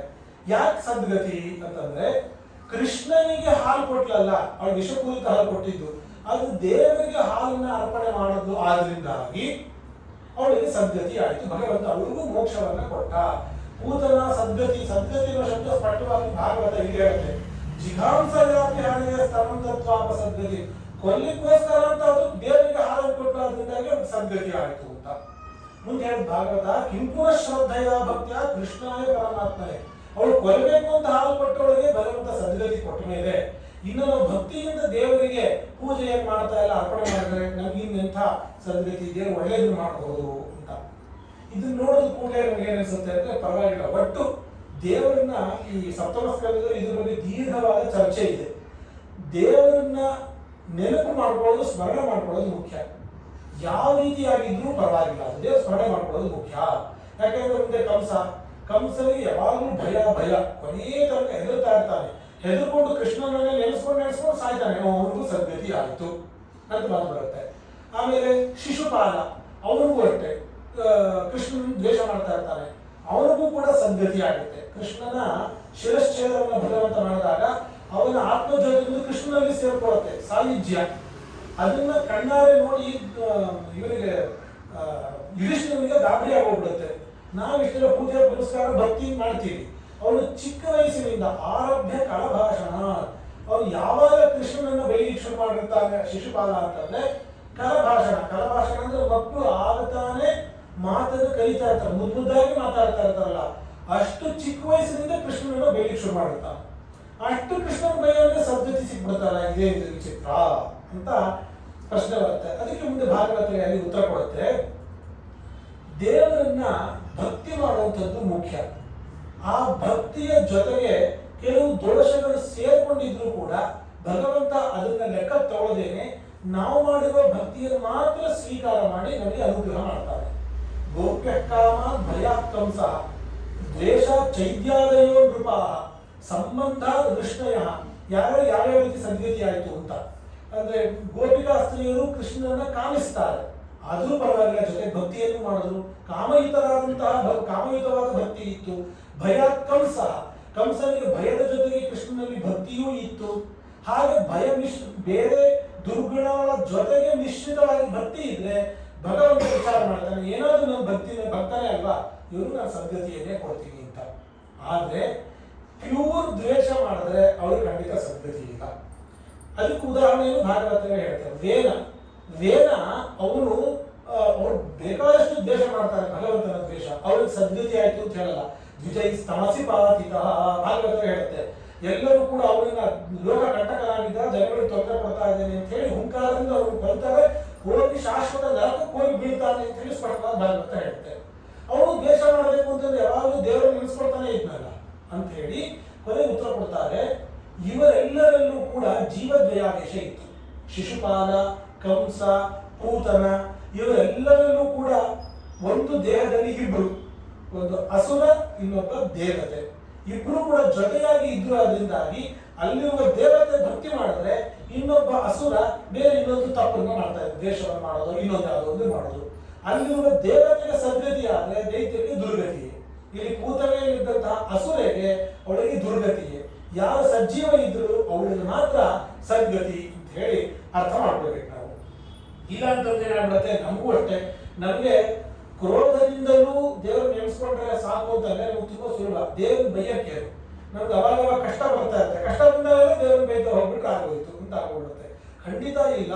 ವಾದಿರಾಜ ಸ್ವಾಮಿಗಳು ಋಗ್ವೇಶ್ವರಿ ಹೇಳ್ತಾರೆ, ನಿಜವಾಗ್ಲೂ ಕೂಡ ದೇವರಲ್ಲಿ ಸಿಟ್ಟು ಮಾಡ್ಕೊಳ್ಳೋದ್ರಿಂದ, ದ್ವೇಷ ಮಾಡೋದ್ರಿಂದನೇ ಬರುತ್ತೆ, ಸದ್ಗತಿ ಆಗುತ್ತೆ ಅನ್ನೋದಾದ್ರೆ ಋಷಿಗಳು ಮುನಿಗಳು ಎಲ್ಲರೂ ಮೂರ್ಖರು ಅನ್ಬೇಕು. ಅವರೆಲ್ಲಾ ಬಿಟ್ಟು ಕಾಡು ಹೋಗಿ ದೇವರನ್ನು ದಂಡಿಸಿ ಒಣಗಿಸ್ಕೊಂಡು ತಪಸ್ಸು ಯಾಕೆ ಮಾಡಬೇಕು? ಮನೇಲಿ ಆರಾಮ ಕೂತ್ಕೊಂಡು ದೇವರ ಬೈತಾ ಕೂತಾಗ ಹೋಗ್ತಾರ, ಅವರೆಲ್ಲ ಮೂರ್ಖರು ಅಂತ ಹೋಗ್ತಾರೆ. ಹಾಗಾಗಿ ದೇವರ ಭಕ್ತಿ ಇಲ್ಲದೇನೆ ಖಂಡಿತ ಸದ್ಗತಿ ಸಾಧ್ಯ ಇಲ್ಲ. ಪುರಾಣದಲ್ಲಿ ಯಾಕೆ ಈ ತರ ಹೇಳ್ತಾರೆ ಅಂದ್ರೆ, ನೋಡಿ, ದೇವರ ಭಕ್ತಿ ಮಾಡಿ, ನೀವು ಭಕ್ತಿ ಮಾಡಿದ್ರೆ ಯಾವ್ದಾದ್ರೂ ಒಂದು ಸಂದರ್ಭದಲ್ಲಿ ನೀವು ತಪ್ಪು ಮಾಡಿದ್ರೆ ದೇವರು ಕ್ಷಮಿಸ್ತಾನೆ. ನಿಮಗೆ ಭಕ್ತಿ ಇರೋದ್ರಿಂದ ದೇವರು ಕೈ ಹಿಡಿದ್ರೆ ಹಿಡಿತಾನೆ ಎನ್ನುವಂತಹ ಸಂದೇಶವನ್ನು ಪುರಾಣದಿಂದ ನಾವು ಸ್ವೀಕಾರ ಮಾಡಬೇಕು ಅಂತ ಹೇಳಿ ಹೀಗೆ ಅವಳ ಕಥೆ ಮುಗಿದೋಗುತ್ತೆ. ಇದಾದ್ಮೇಲೆ ಪರೀಕ್ಷಿತ ರಾಜ ಪ್ರಶ್ನೆ ಮಾಡ್ತಾನೆ, ಕೃಷ್ಣನ ಬಾಲಲೀಲೆ ಆರಂಭ ಆಯ್ತು. ಇವಾಗ ಅವನು ಹೇಳ್ತಾನೆ, ನೀವು ಮುಂದೆ ಬಾಲಲೀಲೆ ಹೇಳ್ತಿರಲ್ಲ, ತುಂಬಾ ವಿಸ್ತಾರವಾಗಿ ಬಿಡಿಸಿ ನನಗೆ ಸರಿಯಾಗಿ ಹೇಳಬೇಕು. ಅಥಾನ್ಯದಲ್ಲಿ ಕೃಷ್ಣಸ್ಯ ತೋಕಾಚರಿತ ಅದ್ಭುತ. ತೋಕ ಅಂದ್ರೆ ಪುಟ್ಟು ಮಗು, ಕೂಸು ಅಂತ ಅರ್ಥ. ಆ ಚಿಕ್ಕ ವಯಸ್ಸಿನಲ್ಲಿ ಕೃಷ್ಣ ಏನೇನು ಮಾಡಿದ್ದಾನೋ, ಚರಿತ್ರೆಗಳು ಏನಿದೆಯೋ ಅದೆಲ್ಲವನ್ನೂ ಕೂಡ ನನಗೆ ನೀವು ವಿಸ್ತಾರವಾಗಿ ಹೇಳಬೇಕು ಅಂತ ಮತ್ತೆ ಕೇಳ್ತಾನೆ. ಆಯ್ತು ಅಂತ ಹೇಳಿ ಮತ್ತೆ ವಿಸ್ತಾರವಾಗಿ ಹೇಳಿ ಶುರು ಮಾಡ್ತಾರೆ. ಮುಂದೆ ಕೃಷ್ಣ ಸಂಹಾರ ಮಾಡುವಂಥದ್ದು ಶಕಟಾಸುರನನ್ನ. ಈ ಶಕಟಾಸುರ ಏನ್ ಮಾಡ್ತಾ ಇರ್ತಾರೆ ಅಂದ್ರೆ, ದಾರಿಯಲ್ಲಿ ಒಂದು ಬಂಡಿ, ದೊಡ್ಡ ಬಂಡಿ, ಖಾಲಿ ಬಂಡಿ, ಅಲ್ಲಿ ಯಾರು ಇರೋದಿಲ್ಲ, ಏನೂ ಇಲ್ಲ. ಅಲ್ಲಿ ಏನಾದ್ರೂ ಮಕ್ಕಳನ್ನು ಮಲಗಿಸೋದು ಏನಾದ್ರು ಮಾಡಿದ್ರೆ ದವಾರನ್ನ ಬಂಡಿ ಬಿದ್ದು ಮಕ್ಕಳನ್ನ ಸಾಯಿಸೋದು. ಶಕಟಾಕ್ಷ ಅನ್ನೋ ಅಸುರ ಆ ಬಂಡಿ ಒಳಗೆ ಸೇರ್ಕೊಂಡಿರ್ತಾವ. ಇದೇ ತರ ಮಕ್ಕಳನ್ನ ಕೊಲ್ತಾ ಇರ್ತಾನೆ.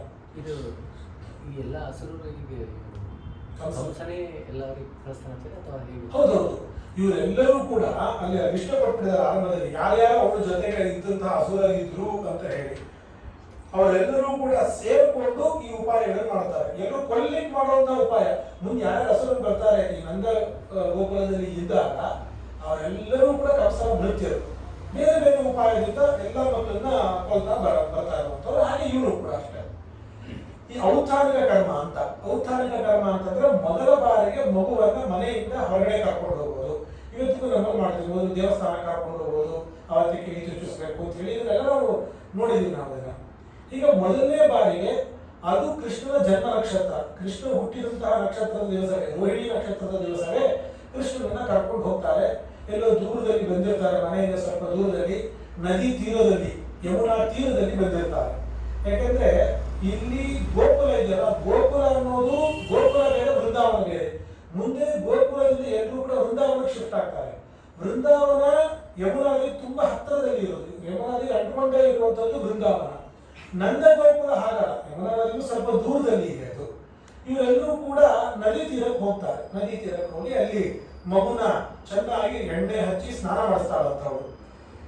ಔತಾನಿಗೋತ್ಸುಕ್ಯ ವನಾಮನಸ್ವಿನಿ ಸಮಾಗತ ಪೂಜಯತಿ ಸಹ ಅವಳಿಗೆ ಎಣ್ಣೆ ಹಚ್ಚಿ ಕೃತ ಮಜ್ಜನಾದಿಕ ಎಣ್ಣೆ ಹಚ್ಚಿ ಚೆನ್ನಾಗಿ ಎಳೆದು ಎಲ್ಲ ಮಾಡ್ತಾಳೆ. ಮಗುಗೆ ಹಾಲು ಕುಡಿಸಿ ಎಲ್ಲ ಮಾಡ್ತಾಳೆ.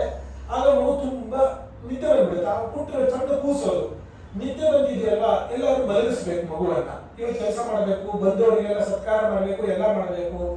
ಅಲ್ಲಿ ಎಲ್ಲಾ ಕಡೆ ಬಿಸಿಲಿತ್ತು, ಅಲ್ಲಿ ದೊಡ್ಡ ಬಂಡಿ ಇದೆ, ಅದ್ರ ಕೆಳಗಡೆ ನೆರಳಿದೆ, ಇಲ್ಲಿ ಮಲಗಿಸಬಹುದು ಅಂತ ಹೇಳಿ ಅಲ್ಲೇ ನದಿ ತೀರದಲ್ಲೇ ಇದ್ದಂತಹ ಬಂಡಿಯಲ್ಲಿ ಆ ಕೆಳಗಡೆ ನೆರಳಲ್ಲಿ ಮಗುವನ್ನು ಮಲಗಿಸ್ತಾಳೆ. ಮಲಗಿಸ್ಬಿಟ್ಟು ಇವಳು ಹೋಗ್ಬಿಟ್ಟಿದ್ದಾಳೆ, ಬಂದವರಿಗೆ ಉಪಚಾರ ಮಾಡೋದು ಇದರಲ್ಲಿ ಅವಳು ನೆರಳಾಗಿ ಇದ್ಬಿಟ್ಟಿದ್ದಾಳೆ. ಇವರೆಲ್ಲ ಕೆಲಸ ಮಾಡ್ತಾ ಇದ್ದಾರೆ. ನೋಡಿದ್ರೆ ಇದ್ದಕ್ಕಿದ್ದ ದವಾ ಅಂತ ಜೋರು ಶಬ್ದ, ಜೋರಾಗಿ ಜೋರು ಶಬ್ದ.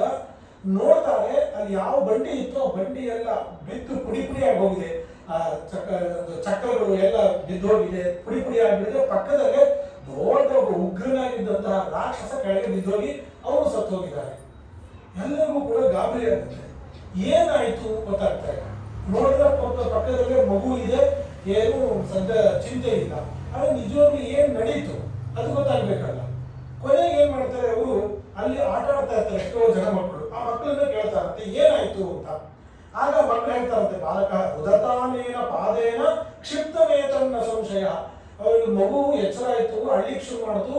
ಅಳ್ತಾ ಅಳ್ತಾ ಕೈ ಕಾಲು ಆಡಿಸ್ತಾರಲ್ಲ ಮಕ್ಕಳು, ಹಾಗೆ ಅಳ್ತಾ ಅಳ್ತಾ ಒಂದ್ಸತಿ ಕಾಲು ಹಿಂಗೆ ತಾಕ್ಸಿದೆ ತಡ ಹಾರ ಬಿದ್ದೋಗ್ಬಿಡ್ತಿದ್ವಿ ಬಂಡಿ ಅಂತ ಹೇಳಿ ಮಕ್ಕಳು ಹೇಳ್ತಾರಂತೆ. ಹೇಳಿದಾಗ ಇವ್ರು ಹೆಂಗ್ ವಿಶ್ವಾಸ ಬರಬೇಕು?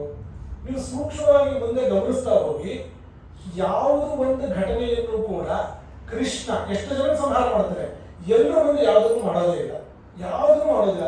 ಅಕಸ್ಮಾತ್ ಯಾವ್ದಾದ್ರು ಕಾಣಿಸುತ್ತೆ ಅದು ಅಸ್ಪಷ್ಟ ಆಗಿರ್ಬೇಕು, ಅದರಲ್ಲಿ ನಿಮ್ಗೆ ಮುಂದೆ ಗೊತ್ತಾಗುತ್ತೆ. ಯಾವುದೂ ಇವ್ರ ಮುಂದೆ ಮಾಡಲ್ಲ. ಯಾಕೆ? ಇವರು ಮುಂದೆ ಘಟಿಸ್ಬಿಟ್ರೆ ಅವ್ರಿಗೆ ಭಗವಂತ ಅಂತ ಗೊತ್ತಾಗುತ್ತೆ. ದೇವರು ಅಂತ ಸಾಕ್ಷಾತ್ಕಾರ ಗೊತ್ತಾಗೋದ್ಮೇಲೆ ದೇವರು ಅಂತ ಅಂದ್ಕೊಂಡು ಉಪಾಸನೆ ಮಾಡಿದ್ರೆ ಬೇರೆ ಪುಣ್ಯ ಕೊಟ್ಬಿಡ್ಬೇಕು. ಈ ನಡುವೆ ಮೋಕ್ಷಕ್ಕೆ ಕಳಿಸ್ಬಿಡ್ಬೇಕು. ಇವ್ರ ಮುಂದೆ ಎಷ್ಟು ಕೃಷ್ಣನಿಗೆ ಉಪಚಾರ ಮಾಡ್ತಾರೆ, ಹಾಲು ಕೊಡ್ತಾರೆ, ಬೆಣ್ಣೆ ಕೊಡ್ತಾರೆ, ಎಲ್ಲ ಮಾಡ್ತಾರೆ. ದೇವರು ಅನ್ನೋ ಬುದ್ಧಿಯಿಂದ ಇನ್ನು ದೇವರು ಕಣ್ಮುಂದೆ ಇದ್ದಾನೆ ಅಂತ ಗೊತ್ತಾಗಿ ಮಾಡಿಬಿಟ್ರೆ ಎಷ್ಟು ಪುಣ್ಯ. ಇನ್ನು ಕಾಯಬೇಕು, ಇಲ್ಲಿ ಸಾಧನೆ ಶಿವೆ ಮುಗಿಯೋ ಹಾಗಿಲ್ಲ. ಹಾಗಾಗಿ ಭಗವಂತ ಕಣ್ಮುಂದೆ ಯಾವುದನ್ನು ಮಾಡ್ತಾ ಇರೋದಿಲ್ಲ. ಮಕ್ಕಳು ಬಂದು ಹಿಂಗೆ ಹೇಳ್ತಾರೆ, ನತೇ ಶ್ರದ್ಧಧಿರೇ ಗೋಪಾಹ ಬಾಲಭಾಷಿತ ವಿದ್ಯುತ. ಮಕ್ಕಳು ಏನು ಹೇಳ್ತಾ ಇರ್ತಾರೆ, ಸಾಮಾನ್ಯ ಚಿಕ್ಕ ಮಕ್ಕಳು ತುಂಬಾ ಒಂದು ಊಹೆ ಮಾಡಿಕೊಂಡು ಏನೋ ಅದ್ಭುತವಾಗಿ ಹಾಗಾಯ್ತು ಹೀಗಾಯ್ತು ಅಂತ ಹೇಳ್ತಾ ಇರ್ತಾರೆ. ಬಾಲಭಾಷಿತ ಮಕ್ಕಳು ಏನಂತ ಹೇಳ್ತಾ ಇದ್ದಾರೆ, ಬೇರೆ ಏನೋ ಆಗಿದೆ, ಯಾವುದೋ ಒಂದು ರಾಕ್ಷಸ ಪಾಪ ನಮ್ಮ ಮಗುವಿಗೆ ಎಷ್ಟು ಗ್ರಹ ಪೀಡೆ, ಎಷ್ಟು ರಾಕ್ಷಸರ ತೊಂದರೆ ಆಗ್ತಾ ಇದೆ, ಮತ್ತೆ ಮತ್ತೆ ಹೀಗಾಗ್ತಾ ಇದೆ ಅಂತ ಹೇಳಿ ಕರ್ಕೊಂಡು ಹೋಗ್ತಾರೆ ಮಕ್ಕಳನ್ನ. ನಂದ ಒಬ್ಬ ಬೈತಾನಂತೆ, ಮಗು ಸರಿಯಾಗಿ ನೋಡ್ಕೊಳಕ್ ಆಗೋದಿಲ್ಲ ನಿನಗೆ ಅಂತ ಬೈತಾನಂತೆ ಯಶೋಧೆಗೆ. ಸರಿ ಕರ್ಕೊಂಡು ಹೋದಾಗ ಅಲ್ಲೇ ಇದ್ದಂತಹ ಬ್ರಾಹ್ಮಣರನ್ನೆಲ್ಲ ಕರೆಸಿ ಮತ್ತೆ ಯಥಾ ಪ್ರಕಾರ ಅವರು ಸ್ವಸ್ತಿ ವಾಚನ ಮಂತ್ರಗಳು ಅಂತ ವೇದ ಮಂತ್ರಗಳನ್ನೆಲ್ಲ ಹೇಳಿ ಮಗು ರಕ್ಷಣೆ ಆಗಲಿ ಅಂತ ಹೇಳಿ ಆಶೀರ್ವಚನಗಳನ್ನೆಲ್ಲ ಮಾಡಿಸ್ತಾರೆ. ಅಲ್ಲಿ ಬ್ರಾಹ್ಮಣರಿಂದ ಆಶೀರ್ವಚನವನ್ನು ಮಾಡಿಸ್ತಾರೆ ಅಂತ. ಇದೇ ಸಂದರ್ಭದಲ್ಲಿ ಭಾಗವತ ಹೇಳುತ್ತಾರೆ, ಯಾಕೆ ಅಷ್ಟೊಂದು ಬ್ರಾಹ್ಮಣರ ಆಶೀರ್ವಾದ ಅಂತ ಇಷ್ಟೆಲ್ಲ ಹೇಳಬೇಕು ಅಂತಂದ್ರೆ, ಯೇ ಸ್ಥೇಯಾಮೃತ ಡಂಭೇರ್ಷ ಹಿಂಸಾಮಾನ ವಿವರ್ಜಿತಾ ನಟೇಶಾಂ ಸತ್ಯಶೀಲಾನ ಆಶಿಷೋ ವಿಫಲ ಕ್ವಚಿತ್. ಇವರು ಆಡಿದಂತಹ ಮಾತುಗಳು ಆಶಿಷ ಆಶೀರ್ವಚನ ಹೀಗಾಗಲಪ್ಪ ಅಂತ ಅಂದ್ಕೊಂಡು ಏನ್ ಮಾತು ಹೇಳ್ತಾರೆ, ವಿಫಲ ಕ್ವಚಿತ, ಯಾವತ್ತೂ ಸುಳ್ಳು ಆಗೋದೇ ಇಲ್ಲ. ಅದ್ಯಾಕೆ ಇವತ್ತು ನಮ್ಮಂತವ್ರು ನಾವು ಆಶೀರ್ವಾದ ಮಾಡಿದ್ರೆ ಖಂಡಿತ ಸತ್ಯ ಆಗುತ್ತೋ ಇಲ್ವೋ ಗೊತ್ತಿಲ್ಲ. ಯಾಕೆ ಹಂಗಾಗುತ್ತೆ ಅಂತಂದ್ರೆ ಸತ್ಯಶೀಲಾನ ಅವರು ಎಂಥ ಕಷ್ಟದ ಸಂದರ್ಭದಲ್ಲೂ ಸುಳ್ಳಾಡುವಂಥವ್ರಲ್ಲ. ಯಾವತ್ತು ಕಷ್ಟ ಬಂದಾಗಲೂ ಸುಳ್ಳಾಡಲ್ಲ ಅಂತಂದ್ಮೇಲೆ ಅವ್ರು ಯಾವುದೋ ಸಂದರ್ಭದಲ್ಲಿ ಏನಾದ್ರು ಹೇಳಿದ್ರೆ ಅದು ದೇವ್ರು ಸತ್ಯ ಮಾಡ್ತೀನಿ ಅಂತ. ನೀವು ಯಾವತ್ತೂ ಸುಳ್ಳಾಡಲ್ಲ ಅಲ್ವಾ? ಎಷ್ಟು ಕಷ್ಟ ಬಂತು ಜೀವನದಲ್ಲಿ, ಅದು ಯಾವತ್ತೂ ಸುಳ್ಳಾಡಲೇ ಇಲ್ಲ. ಯಾವತ್ತಾದ್ರೂ ಏನಾದ್ರು ಒಂದು ಹೇಳ್ಬಿಟ್ರೆ ಅದು ನಾನು ಸತ್ಯ ಮಾಡ್ತೀನಿ ಅಂತ. ಮಾರ್ಕಂಡೇಯನಿಗೆ ಆಯಸ್ಸು ಎಷ್ಟಿತ್ತು ಅಂದ್ರೆ 8 ವರ್ಷ. 8 ವರ್ಷಕ್ಕೆ ಸಾಯ್ಬೇಕಾಗಿತ್ತು. ಆದ್ರೆ ಬದುಕಿದ್ದು ಹೇಗೆ ಅಂತಂದ್ರೆ ಅವನ ಆಶ್ರಮಕ್ಕೆ ಸಪ್ತರ್ಷಿಗಳು ಬರ್ತಾರೆ. ಸಪ್ತರ್ಷಿಗಳು ಬಂದಾಗ ಅವ್ರು ಚೆನ್ನಾಗಿ ವಿಚಾರ ಮಾಡ್ತಾನೆ, ಆದ್ಯ ಪಾದ್ಯ ಎಲ್ಲ ಕೊಟ್ಟು ಎಷ್ಟು ಚೆನ್ನಾಗಿ ಸತ್ಕಾರ ಮಾಡ್ತಾನೆ. ತುಂಬಾ ಖುಷಿ ಆಗ್ಬಿಡುತ್ತೆ ಅವ್ರಿಗೆ. ಸತ್ಕಾರ ಮಾಡಿ ಎಲ್ಲ ಮಾಡಿದ್ರೆ ಎಲ್ರಿಗೂ ನಮಸ್ಕಾರ ಮಾಡಿದ್ರೆ ಅವ್ರೆಲ್ಲರೂ ಸೇರಿಸಿ ದೀರ್ಘಾಯುಷ್ಮಾನ್ ಭವ ಅಂತ ಆಶೀರ್ವಚನ ಮಾಡ್ಬಿಡ್ತಾರೆ. ಆಮೇಲೆ ಹೇಳ್ತಾರೆ ಮೃಕಂಡ ಮಹರ್ಷಿ ಮಾರ್ಕಂಡೇಯನ ತಂದೆ ಬಂದು ಇದೇನು ಆಶೀರ್ವಾದ ಮಾಡಿದ್ರು ನೀವು, ಅವ್ನಿಗೆ 8 ವರ್ಷ ಅಷ್ಟೇ ಆಯಸ್ಸು ಅಂತ ಇವತ್ತು ನಾಳೆ ನಾವು ಯೋಚನೆ ಮಾಡ್ತಾ ಇದೀವಿ, ದೀರ್ಘಾಯುಷ್ಮಾನ್ ಭವ ನೀವು ಹೇಳಿದ್ರಲ್ಲ ಅಂತ. ಅವರು ಚಿಂತೆ ಆಗುತ್ತೆ, ಅಯ್ಯೋ ನಮ್ಮ ಬಾಯಿಂದ ಯಾವತ್ತೂ ಸುಳ್ಳು ಬರೋದಿಲ್ಲ, ಇದೇನು ಸುಳ್ಳು ಬಂದ್ಬಿಡುತ್ತಲ್ಲ. ಅವರು ಚಿಂತೆ ಆಗುತ್ತೆ. ಕೊನೆ ಒಂದು ಕೆಲಸ ಮಾಡೋಣ ನಡೀರಿ, ಬ್ರಹ್ಮದೇವರಿಗೆ ಕೇಳ್ಕೊಂಡ್ ಬರೋಣ ಅಂತ ಸತ್ಯಲೋಕ ಕರ್ಕೊಂಡು ಹೋಗ್ತಾರೆ ಆ ಮಾರ್ಕಂಡೇಯನನ್ನ. ಅಲ್ಲಿ ಅವ್ರು ಬ್ರಹ್ಮದೇವರು ನೋಡಿದ ತಕ್ಷಣ ನಮಸ್ಕಾರ ಮಾಡ್ತಾರೆ. ಮಾಡಿದ ತಕ್ಷಣ ಅವರು ಆಯುಷ್ಮಾನ್ ಭವ ಅಂದ್ಬಿಡ್ತಾರೆ, ದೀರ್ಘಾಯುಷ್ಮಾನ್ ಭವ ಅಂತ. ಬ್ರಹ್ಮದೇವರು ಆಶೀರ್ವಾದ ಮಾಡಿದ್ರೆ ಮುಗಿದೋಯ್ತು. 8 ವರ್ಷಕ್ಕೆ ಹೋಗ್ಬೇಕಾದವರು ಚಿರಂಜೀವಿಯಾಗಿ ಉಳ್ಕೊಂಡ್ಬಿಡ್ತಾರೆ. ಹೀಗೆ ಸತ್ಯಶೀಲರ ಮಾತಿಗೆ ಅಷ್ಟು ತಾಕತ್ತಿರುತ್ತೆ. ಮತ್ತೆ ಅವ್ರು ಎಂಥವ್ರಾಗಿರ್ಬೇಕು ಅಂದ್ರೆ ಸ್ಥೇಯ ಅನೃತ ಡಂಭ ಈರ್ಷ್ಯಾ ಹಿಂಸಾ ಮಾನ ವಿವರ್ಜಿತ, ಈ ಯಾವ ದುರ್ಗುಣಗಳು ಅವರಲ್ಲಿ ಇರೋದಿಲ್ಲ. ಕಳ್ಳತನ, ಸುಳ್ಳುತನ, ಡಂಭ ಅಂತಂದ್ರೆ ಪರಪ್ರದರ್ಶನ, ತಮ್ಮಲ್ಲಿ ಆತ್ಮನಲ್ಲಿ ನನ್ನಲ್ಲಿ ಆ ಗುಣಗಳು ಇಲ್ಲದೇ ಇದ್ರೂ ಕೂಡ ಇದೇ ಅಂತ ಇನ್ನೊಬ್ಬರಿಗೆ ತೋರಿಸ್ಕೊಂಡ್ರೆ ಅದನ್ನ ಡಂಭ ಅಂತ ಹೇಳಿ ಹೇಳ್ತಾರೆ. ಈರ್ಷ್ಯ ಅಂತಂದ್ರೆ ಹೊಟ್ಟೆ ಕಿಚ್ಚು. ಹೊಟ್ಟೆ ಕಿಚ್ಚು ಅಂತಂದ್ರೆ ಪರಗುಣ ದ್ವೇಷ. ಇನ್ನೊಬ್ಬರಲ್ಲಿ ಯಾವ್ದಾದ್ರು ಒಳ್ಳೆ ಅಂಶ ಸದ್ಗುಣ ಇತ್ತು ಅಂದ್ರೆ ಅದನ್ನು ತಡ್ಕೊಳಿಕ್ಕಾಗ, ಅದನ್ನು ದ್ವೇಷಿಸುವಂಥದ್ದು. ಇನ್ನೊಬ್ಬರಲ್ಲಿ ಗುಣಗಳಿದ್ರೆ ಅದನ್ನು ನಿಂದನೆ ಮಾಡೋದು, ಇದನ್ನು ಹೊಟ್ಟೆ ಕಿಚ್ಚು ಅಂತ ಹೇಳ್ತಾರೆ. ಆಮೇಲೆ ಮಾನ, ನನ್ನದು ನಾನು ಅನ್ನುವಂಥ ಅಭಿಮಾನ, ಇದ್ಯಾವುದು ಇರೋದೇ ಇಲ್ಲ. ಇಷ್ಟೆಲ್ಲ ಸದ್ಗುಣ ಸಂಪನ್ನರಾಗಿರ್ತಾರೆ, ತ್ಯಾಗ ಮನೋಭಾವ ಇರುತ್ತೆ, ಸತ್ಯನಿಷ್ಠರಾಗಿರ್ತಾರೆ ಅಂದ್ಬಿಟ್ಟ ಅವ್ರು ಏನಾದ್ರು ಹೇಳಿದ್ರೆ ದೇವರನ್ನು ಸತ್ಯ ಮಾಡ್ತಾರೆ. ಹಾಗಾಗಿ ಅಂಥವರಿಂದ ಆಶೀರ್ವಚನ ಮಾಡಿಸ್ಬೇಕು ಅಂತ ಹೇಳಿ ಈ ಯಶೋದೆ ನಂದಗೋಪ ಕರ್ಕೊಂಡು ಹೋಗಿ ಅವರೆಲ್ಲರ ಕೈಯಲ್ಲಿ ಆಶೀರ್ವಾದವನ್ನ ಮಾಡಿಸ್ತಾಳೆ. ಇದು ಬಾಲಕಮಾದಾಯ ಸಾಮಾನ್ಯ ಯಜುರೂಪಾಕೃತ, ಈ ಎಲ್ಲಾ ವೇದ ಮಂತ್ರಗಳನ್ನೆಲ್ಲ ಹೇಳ್ತಾರೆ. ಮಂತ್ರವನ್ನ ಅಭಿಮಂತ್ರಿಸಿ ಔಷಧಿಗಳನ್ನೆಲ್ಲ ಹಾಕಿ ಆ ಮಗುವಿನ ಮೇಲೆ ಪ್ರೋಕ್ಷಣ ಮಾಡಿ ಅನಿಷ್ಟಗಳೆಲ್ಲ ಪರಿಹಾರ ಆಗಲಿ ಅಂತ ಹೇಳಿ ಅವರೆಲ್ಲ ದೇವರಲ್ಲಿ ಪ್ರಾರ್ಥನೆ ಮಾಡ್ತಾರೆ. ಹೀಗೆ ಶಕಟಾಕ್ಷಣ ಸಂಹಾರವನ್ನು ಮಾಡ್ತಾರೆ. ಇಲ್ಲಿ ಈ ಶಕಟಾಕ್ಷರ ಸಂಹಾರವನ್ನು ವಾದಿರಾಜ ಸ್ವಾಮಿಗಳು ತುಂಬಾ ರೋಚಕವಾಗಿ ವರ್ಣನೆ ಮಾಡ್ತಾರೆ. ಶಕಟಾಕ್ಷರ ಸಂಹಾರ ಹೇಗಾಗಿತ್ತು ಅಂದ್ರೆ ಕೃಷ್ಣ ಕಾಲಿಂದ ಬಂದ ಶಕಟಾಕ್ಷ ಬಂಡಿ ಸಮೇತ ಅದರಲ್ಲಿದ್ದಂತಹ ಹಸುರ ಮೇಲಕ್ಕೆ ಹೋದ, ಮೇಲಿಂದ ಹಾಗೆ ಕೆಳಗೆ ಬಿದ್ದು ಡಮ ಅಂತ ಬಿದ್ದು ಹೊಡೆದು ಸತ್ತೋದ ಅಂತ. ಮೇಲಕ್ಕೆ ಹೋದಂತಹ ಹಸುರ ಕೆಳಗೆ ಯಾಕೆ ಬಂದ? ಯಾಕಂದ್ರೆ ಗ್ರಾವಿಟಿ ಪವರ್ ನಾವು ಹೇಳ್ತೀವಿ. ಆದ್ರೆ ಅವರು ಒಂದು ಒಳ್ಳೆ ಸ್ವಾರಸ್ಯವಾಗಿ ಹೇಳ್ತಾರೆ. ಅವು ಆಕಾಶಕ್ಕೆ ಹೋದ, ಅವರು ಇಲ್ಲಿಂದ ಆಕಾಶಕ್ಕೆ ಹೋದ. ಆಕಾಶಕ್ಕೆ ಸಂಸ್ಕೃತದಲ್ಲಿ ಹೇಳುವಂತಹ ಶಬ್ದ ವಿಷ್ಣು ಪದ ಅಂತ ಹೇಳಿ, ವಿಷ್ಣು ಪದ ಅಂತ ಸಂಸ್ಕೃತದಲ್ಲಿ ಶಬ್ದ. ಹಾಗಾಗಿ ಗಂಗೆ ಆಕಾಶದಿಂದ ಹರಿದು ಬರ್ತಾರೆ. ಆಕಾಶಗಂಗಾ ವಿಷ್ಣು ಪದೋದ್ಭವ ಅಂತಲೂ ಕೂಡ ಅದಕ್ಕೆ ಕರೆಯುವಂಥದ್ದು. ತ್ರಿವಿಕ್ರಮಾವತಾರದಲ್ಲಿ ತನ್ನ ಪಾದದಿಂದ ಇಡೀ ಆಕಾಶವನ್ನು ವ್ಯಾಪಿಸ್ಕೊಳ್ತಾನೆ. ಹಾಗಾಗಿ ಆಕಾಶಕ್ಕೆ ವಿಷ್ಣು ಪದ ಅಂತ ಹೆಸರು. ಅವನಿಗೆ ಕೆಳಗಡೆ ಹೋದ್ಮೇಲೆ ಒಂದು ಯೋಚನೆ ಆಯ್ತಂತೆ, ಈಗಾಗಲೇ ವಿಷ್ಣುವಿನ ಪದ ಕೃಷ್ಣನ ಕಾಲಿನ ರುಚಿ ನೋಡ ಮೇಲೆ ಬಂದಿದ್ದಾನೆ, ಇಲ್ಲಿ ನೋಡಿದ್ರೆ ಇನ್ನೂ ವಿಷ್ಣು ಪದ ಆಕಾಶ, ಮತ್ತೆ ಇನ್ನೂ ವಿಷ್ಣು ಪದ ಇದೆ, ಗಾಬರಿಯಾಗಿ ಕೆಳಗಡೆ ಬಂದ. ಎಲ್ಲರೂ ವಿಷ್ಣು ಪದ ಸಾಕಪ್ಪ, ಒಂದು ವಿಷ್ಣು ಪದ ರುಚಿ ಆಗಿದೆ ಅಂತ ಹೇಳಿ ಕೆಳಗೆ ಬಂದ ಅಂತ ಹೇಳಿ ತುಂಬಾ ಸ್ವಾರಸ್ಯವಾಗಿ ಅದನ್ನು ವರ್ಣನೆ ಮಾಡ್ತಾರೆ. ಇದಾದ್ಮೇಲೆ ಇನ್ನೊಬ್ಬ ಅಸುರ ಬರ್ತಾನೆ, ತೃಣಾವರ್ತ. ಅವನ ಸಂಹಾರದ ಪ್ರಸಂಗ. ತೃಣಾವರ್ತರ ಪ್ರಸಂಗ ಏನಾಗುತ್ತೆ ಅಂದ್ರೆ, ಅವನು ಬರ್ತಾನೆ ಅಂತ ಕೃಷ್ಣನ ಹೊತ್ತು ಅವನ ಸಂಹಾರ ಆಗಬೇಕು, ತಾಯಿಯಾಗಿ ಇರಬಾರದು, ಯಾರು ಇಲ್ಲದೆ ಇರುವಾಗ ನಡಿಬೇಕು. ಕೊನೆಗೆ ಮಗುನ ಮನೆ ಅಂಗಳದಲ್ಲಿ ಹೊರಗಡೆ ತೊಡೆಗೆ ಕೂಡಿಸ್ಕೊಂಡು ಇವಳು ಆಟ ಆಡಿಸ್ತಾ ಇದ್ದಾಳೆ. ತೊಡೆಗೆ ಕೂಡಿಸ್ಕೊಂಡಾಗ ಇದ್ದಕ್ಕಿದ್ದಕ್ಕೆ ತುಂಬಾ ಭಾರ ಅನಿಸ್ಲಿಕ್ಕೆ ಶುರುವಾಯ್ತಂತೆ. ಕೃಷ್ಣ ಮಗು ಭಾರ ಪೀಡಿತ, ತುಂಬಾ ವಿಸ್ಮಿತ, ಆಶ್ಚರ್ಯ ಆಗಿದೆ. ಇದೇನು ಮಗು ಎತ್ಕೊಳ್ಳಿ ನನಗೆ ಇಷ್ಟು ಕಷ್ಟ ಆಗ್ತಾ ಇದೆ, ಇಷ್ಟೊಂದು ಭಾರ ಅನ್ನಿಸ್ತಾ ಇದೆಯಲ್ಲ, ಏನಾಯ್ತು ಅಂತ ಆಶ್ಚರ್ಯ ಆಗುತ್ತೆ. ಸರಿ, ಇಲ್ಲಿ ಮನೆ ಕೆಲಸ ನೋಡ್ಕೊಳ್ಳೋಣ ಅಂತ ಕಷ್ಟಪಟ್ಟು ಮಗುವನ್ನ ಅಲ್ಲೇ ಮನೆ ಅಂಗಳದಲ್ಲೆಲ್ಲ ಆಟ ಆಡ್ಕೊಳ್ಳಿ ಅಂತ ಬಿಟ್ಟುಬಿಟ್ಟು ಇವಳು ಮನೆ ಒಳಗೆ ಕೆಲಸ ಮಾಡ್ಲಿಕ್ಕೆ ಅಂತ ಹೋಗ್ತಾಳೆ. ಇವಳು ಮನೆ ಒಳಗೆ ಹೋದ ಕೂಡಲೇ ತೃಣಾವರ್ತ ಅನ್ನುವಂತಹ ತೃಣಾವರ್ತ ಕಂಸಭೃತ್ಯ ಪ್ರಚೋದಿತ, ಕಂಸನ ಹೇಳಿ ಕಳಿಸಿರ್ತಾರೆ. ಅವನು ಸುಂಟರಗಾಳಿ ರೂಪದಲ್ಲಿರುವಂತಹ ಅಸುರ. ಇದ್ದಕ್ಕಿದ್ದಂತೆ ಜೋರು ಗಾಳಿ ಬೀಸುತ್ತೆ. ಜೋರು ಗಾಳಿ ಬೀಸ್ತು ಏನು ಆಯ್ತು, ಯಾರು ಹೊರಗೆ ಬಂದು ನೋಡ್ಲಿಕ್ಕೆ ಸಾಧ್ಯ ಇಲ್ಲ. ಹೇಗೆ ಅಂತಂದ್ರೆ ಮುಹೂರ್ತ ಮಹವದ್ಗೋಷ್ಠಂ ರಜಸ ತಮಸ ಅಂತ ಹೊರಗೆ ಬಂದ್ರೆ ಬರೀ ಧೂಳು ಬಿಟ್ಟು ಏನು ಕಾಣಿಸ್ತಾ ಇಲ್ಲ. ಬರೀ ಎಲ್ಲಾ ಕಡೆ ಧೂಳು ಧೂಳು ಧೂಳು. ಹೊರಗೆ ಬಂದು ಯಾರು ಎಲ್ಲಿದ್ದಾರೆ ಏನಿದ್ದಾರೆ ಕಾಣಿಸ್ತಾ ಇಲ್ಲ. ಇವಳಿಗೆ ಯಶೋಧೆಗೆ ಗಾಬರಿಯಾಗಿ ಮಗು ಎಲ್ಲಿದೆ ಅಂತ ನೋಡ್ರೆ ಮಗು ಎಲ್ಲಿದೆ ಕಾಣಿಸ್ತಾ ಇಲ್ಲ. ಆ ಗಾಳಿಯಿಂದ ಜೋರಾಗಿ ಗಾಳಿ ತಳದ ಮೇಲೆ ಬಿದ್ದೋಗ್ಬಿಡ್ತಾರೆ ಅವರು. ಮುಹೂರ್ತ ಕಾಲ, ಮುಹೂರ್ತ ಅಂತಂದ್ರೆ 48 ನಿಮಿಷ, ಸರಿಯಾಗಿ 48 ನಿಮಿಷ ಆದ್ರೆ ಕೂಡ ಆಲ್ಮೋಸ್ಟ್ ಅಷ್ಟೇ. ಅಷ್ಟು ಹೊತ್ತು ಕಾಲ ನಿರಂತರ ಗಾಳಿ. ಮಗು ಎಲ್ಲಿದೆ ಕಾಣಿಸ್ತಾ ಇಲ್ಲ. ಯಾರು ಇಡೀ ನಂದ ಗೋಪಾಲದಲ್ಲಿ ಏನಾಗ್ತಾ ಇದೆ ಅಂತ ಗೊತ್ತಾಗ್ತಾ ಇಲ್ಲ. ಅಷ್ಟು ಒಂದು ಮುಹೂರ್ತ ಎಲ್ಲ ಆದ್ಮೇಲೆ ನೋಡ್ತಾರೆ, ಗಾಳಿ ಎಲ್ಲ ಹೋಯ್ತು. ನೋಡಿದ್ರೆ ಮಗುವೇ ಇಲ್ಲ. ಕೃಷ್ಣನ ಎತ್ಕೊಂಡು ಅವ್ನು ಹೋಗಿದ್ದಾನೆ. ಕೃಷ್ಣನ ಎತ್ಕೊಂಡು ಹೋಗ್ತಾ ಇದ್ದಾಗ ಕೃಷ್ಣ ಹೋಗಿ ಮೇಲೆ ಎತ್ತು ಬಿಟ್ಟನಂತೆ. ಯಾಕೆ ಅಂತಂದ್ರೆ ನೀ ಎಷ್ಟು ಮೇಲೆ ಹೋದ್ರು ಅನುಕೂಲ, ಅಷ್ಟು ಮೇಲಿಂದ ನಾನು ಕೆಳಗಡೆ ಬೀಳಿಸ್ತೀನಿ ಅಂತ ಹೇಳಿ. ಅಯೋಗ್ಯ ಇಚ್ಛಂ ಪುರುಷ ಪತತ್ಯೇವ ನ ಸಂಶಯ ಅಂತ ಶಾಸ್ತ್ರವಚನ. ನನಗೆ ಯೋಗ್ಯವಲ್ಲದೆ ಇರೋದು ನನಗೆ ಯಾವತ್ತೂ ಬಯಸುವಾಗಿ ನನಗಲ್ಲ, ನನಗೆ ಯೋಗ್ಯವಾದದಲ್ಲ ಅಂದ್ರೆ ಅದು ಬೇಕು ಬೇಕು ಅಂತ ಹಠ ಹಿಡಬಾರ್ದು. ಅದನ್ನ ಹಠವನ್ನು ಹಿಡಿದ್ರೆ ಪತತ್ಯೇವ ನ ಸಂಶಯ, ಅದರ್ಪಾತ ಆಗೋಗುತ್ತೆ. ಜೀವನ ಕಷ್ಟಪಡಬೇಕಾಗುತ್ತೆ. ಕೆಲವು ನಮಗಲ್ಲ ಅಂತಿದ್ಮೇಲೆ ನಾವು ಅದನ್ನ ಪ್ರಯತ್ನ ಮಾಡಲಿಕ್ಕೆ ಹೋಗಬಾರ್ದು. ಅದನ್ನ ಇಲ್ಲಿ ಭಗವಂತ ಕೃಷ್ಣ ಯಾರಿಗೆ ಸಲ್ತಾನೆ ಅಂತಂದ್ರೆ ಭಕ್ತರಿಗೆ ಮಾತ್ರ. ಇವನು ಅಸುರ, ಇವನ ಪಾಲಿಗೆ ಕೃಷ್ಣ ಯೋಗ್ಯನಲ್ಲ, ಅದು ಎತ್ಕೊಂಡು ಹೋಗ್ಬಿಟ್ಟಿದ್ದಾನೆ, ನಿನಗೆ ಅದರ್ಪಾತ ಇದೆ ಅಂತ ತೀರ್ಮಾನ ಮಾಡ್ತಾನೆ. ಕೊನೆಗೆ ಹೋದ ಮೇಲೆ ಕೃಷ್ಣ ಅವ್ರನ್ನ ಹೇಗೆ ಸಂಹಾರ ಮಾಡ್ತಾನೆ ಅಂದ್ರೆ ಕುತ್ತಿಗೆಯನ್ನು ಹಿಡಿದು ಉಸಿರುಗಡಿಸಿ ಸಾಯಿಸ್ತಾನೆ. ಯಾರನ್ನ ಅಂದ್ರೆ ಯಾವ ಅಸುರ ಗಾಳಿ ರೂಪದಲ್ಲಿ ಇದ್ದಾನೆ, ಆ ತೃಣಾವರ್ತ ಇರೋದೇ ಗಾಳಿ ರೂಪದಲ್ಲಿ. ಆ ಗಾಳಿ ರೂಪದಲ್ಲಿರೋವನಿಗೆ ಗಾಳಿ ಸಿಗದವನಿಗೆ ಉಸಿರಾಡದವನು ಮಾಡ್ಬಿಡ್ತಾನೆ ಭಗವಂತ. ದೇವರ ಸಾಮರ್ಥ್ಯ ಅಂತಂದ್ರೆ ಅದು. ದೇವರ ಅನುಗ್ರಹ ಹೋಯ್ತು ಅಂತಂದ್ರೆ ಸ್ವತಃ ಗಾಳಿ ರೂಪ ಇದ್ದು ಅವನು ಉಸಿರುಗಟ್ಟಬೇಕಾಗುತ್ತೆ. ಉಸಿರುಗಟ್ಟಿಬಿಡುತ್ತೆ, ಮೇಲಿಂದ ಕೆಳಗೆ ಬೀಳ್ತಾನೆ, ದಬ ಅಂತ ಬೀಳ್ತಾನೆ. ಎಲ್ಲೋ ಬಿದ್ದು ಶಬ್ದ ಆಯ್ತು. ಹೋಗಿ ನೋಡಿದ್ರೆ ಯಥಾ ಪ್ರಕಾರ ಅಸುರ ಬಿದ್ದಿದ್ದಾನೆ, ಸತ್ತೋಗಿದ್ದಾನೆ. ಅವನು ಬಿದ್ದಾಗ ಅವನ ಕಣ್ಣು ಗುಡ್ಡು ಹೊರಗಡೆ ಬಂದ್ಬಿಟ್ಟಿದೆ, ತಲೆ ಒಡೆದೋಗ್ಬಿಟ್ಟಿದೆ, ಅಂತ ಕಲ್ ಮೇಲೆ ಬಿದ್ದುಬಿಟ್ಟಿದ್ದಾನೆ, ಒಡೆದೋಗ್ಬಿಟ್ಟಿದೆ. ಅದು ಯಾಕೆ ಹಾಗಾಯ್ತು ಅಂತಂದ್ರೆ ಅವನು ಏನ್ ತಪ್ಪು ಮಾಡೋದು ಅದಕ್ಕೆ ಸರಿಯಾಗಿ ಶಿಕ್ಷೆಯನ್ನು ಕೃಷ್ಣ ಕೊಟ್ಟ ಅಂತ ಹೇಳಿ ವಾದಿರಾಜ ಸ್ವಾಮಿಗಳು ಇಂಗ್ಲಿಷ್ ವಿಜಯದಲ್ಲಿ ವರ್ಣನೆ ಮಾಡ್ತಾರೆ. ಚಕ್ಷುಶ್ಚೌರ್ಯ ಫಲಂ ಜಗಾಮ ಪರಿವೃತ್ತಾಕ್ಷ ಪ್ರಭೋ ರೋಜಸ.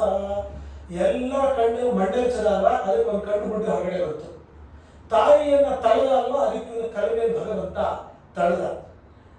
ವಿಭ್ರಾಂತ ಮೂಢಾಫಲಂ, ಎಲ್ಲರಿಗೂ ಕೂಡ ಏನಾಗ್ತದೆ ಅಂತ ಗೊತ್ತಾಗ ತಲೆ ತಿರುಗಿ ಬೀಳುವಂಗಾಯ್ತಲ್ಲ, ಅದಕ್ಕೆ ಇವನು ತಲೆ ಹೊಡೆದ. ಅವನು ಏನ್ ತಪ್ಪು ಮಾಡಿದ ಅದಕ್ಕೆ ಸರಿಯಾಗಿರುವಂತಹ ಶಿಕ್ಷೆ ಭಗವಂತ ಅವನಿಗೆ ಕೊಟ್ಟ ಅಂತ ಹೇಳಿ ಹೇಳ್ತಾರೆ. ಹೀಗೆ ತೃಣಾವರ್ತನ ಸಂಹಾರವನ್ನು ಕೂಡ ಭಗವಂತ ಮಾಡ್ತಾರೆ. ಇಲ್ಲೂ ಅಷ್ಟೇ ಹೇಗೆ ನಡೀತು ಏನು ಗೊತ್ತೇ ಇಲ್ಲ. ಮತ್ತೆ ಯಥಾ ಪ್ರಕಾರ ಸ್ವಸ್ತಿ ವಾಚನ ಮಾಡಿಸೋದು, ರಕ್ಷಣೆ ದೇವರಿಗೆ ಪ್ರಾರ್ಥನೆ ಮಾಡೋದು ಎಲ್ಲ ಅದೇ ತರ ನಡೀತಾ ಹೋಗುತ್ತೆ. ಆವಾಗ ಗೋಪಿಕೆಯನ್ನು ಹೇಳ್ಕೊಳ್ತಾರಂತೆ, ಕಿನ್ನಸ್ ತಪಸ್ಸಿಯನ್ನು ವಧೋಕ್ಷದಾರ್ಚನ ಅಂತ ನಾವು ಎಷ್ಟು ಪುಣ್ಯ ಮಾಡಿದೀವೋ ಏನೋ, ಏನ್ ದೊಡ್ಡ ತಪಸ್ ಮಾಡಿದೀವೋ ಏನೋ ಗೊತ್ತಿಲ್ಲ, ಅದರ ಫಲ ಈಗ ನಮಗೆ ಸಿಗ್ತಾ ಇದೆ. ಮತ್ತೆ ಮತ್ತೆ ತೊಂದರೆ ಆದ್ರೂ ಕೂಡ ನಮ್ಮ ಮಗು ಏನೋ ತೊಂದರೆ ಆಗಿ ಉಳ್ಕೊಳ್ತಾ ಇದ್ದಾನೆ ಅಂತಂದ್ರೆ ಭಾರಿ ಪುಣ್ಯ ಮಾಡಿದೀವಿ ನಾವು ಅಂತ ದೇವರ ಅನುಗ್ರಹವನ್ನ ಅವರೆಲ್ಲರೂ ಕೂಡ ಸ್ಮರಣೆ ಮಾಡ್ಕೊಳ್ತಾ ಇರುತ್ತೆ. ಇದಾದ ಮೇಲೆ ಒಮ್ಮೆ ಕೃಷ್ಣನನ್ನ ತೊಡೆ ಮೇಲೆ ಮಲಗಿಸ್ಕೊಂಡು ಹಾಲು ಕುಡಿಸ್ತಾ ಇರ್ತಾರಂತ. ಹಾಲೆಲ್ಲ ಕುಡಿದು ಎಲ್ಲ ಆದ್ಮೇಲೆ ಮಕ್ಕಳಿಗೆ ನಿದ್ದೆ ಬರುತ್ತಲ್ಲ, ಹಾಲು ಕುಡಿದ ಮೇಲೆ ಆಕಳಿಸ್ತಾ ಇರ್ತಾರೆ. ತೊಡೆ ಮೇಲೆ ಮಲಗಿಸ್ಕೊಂಡಿದ್ದಾಳೆ, ಆಕಳಿಸ್ತಾನೆ ಕೃಷ್ಣ.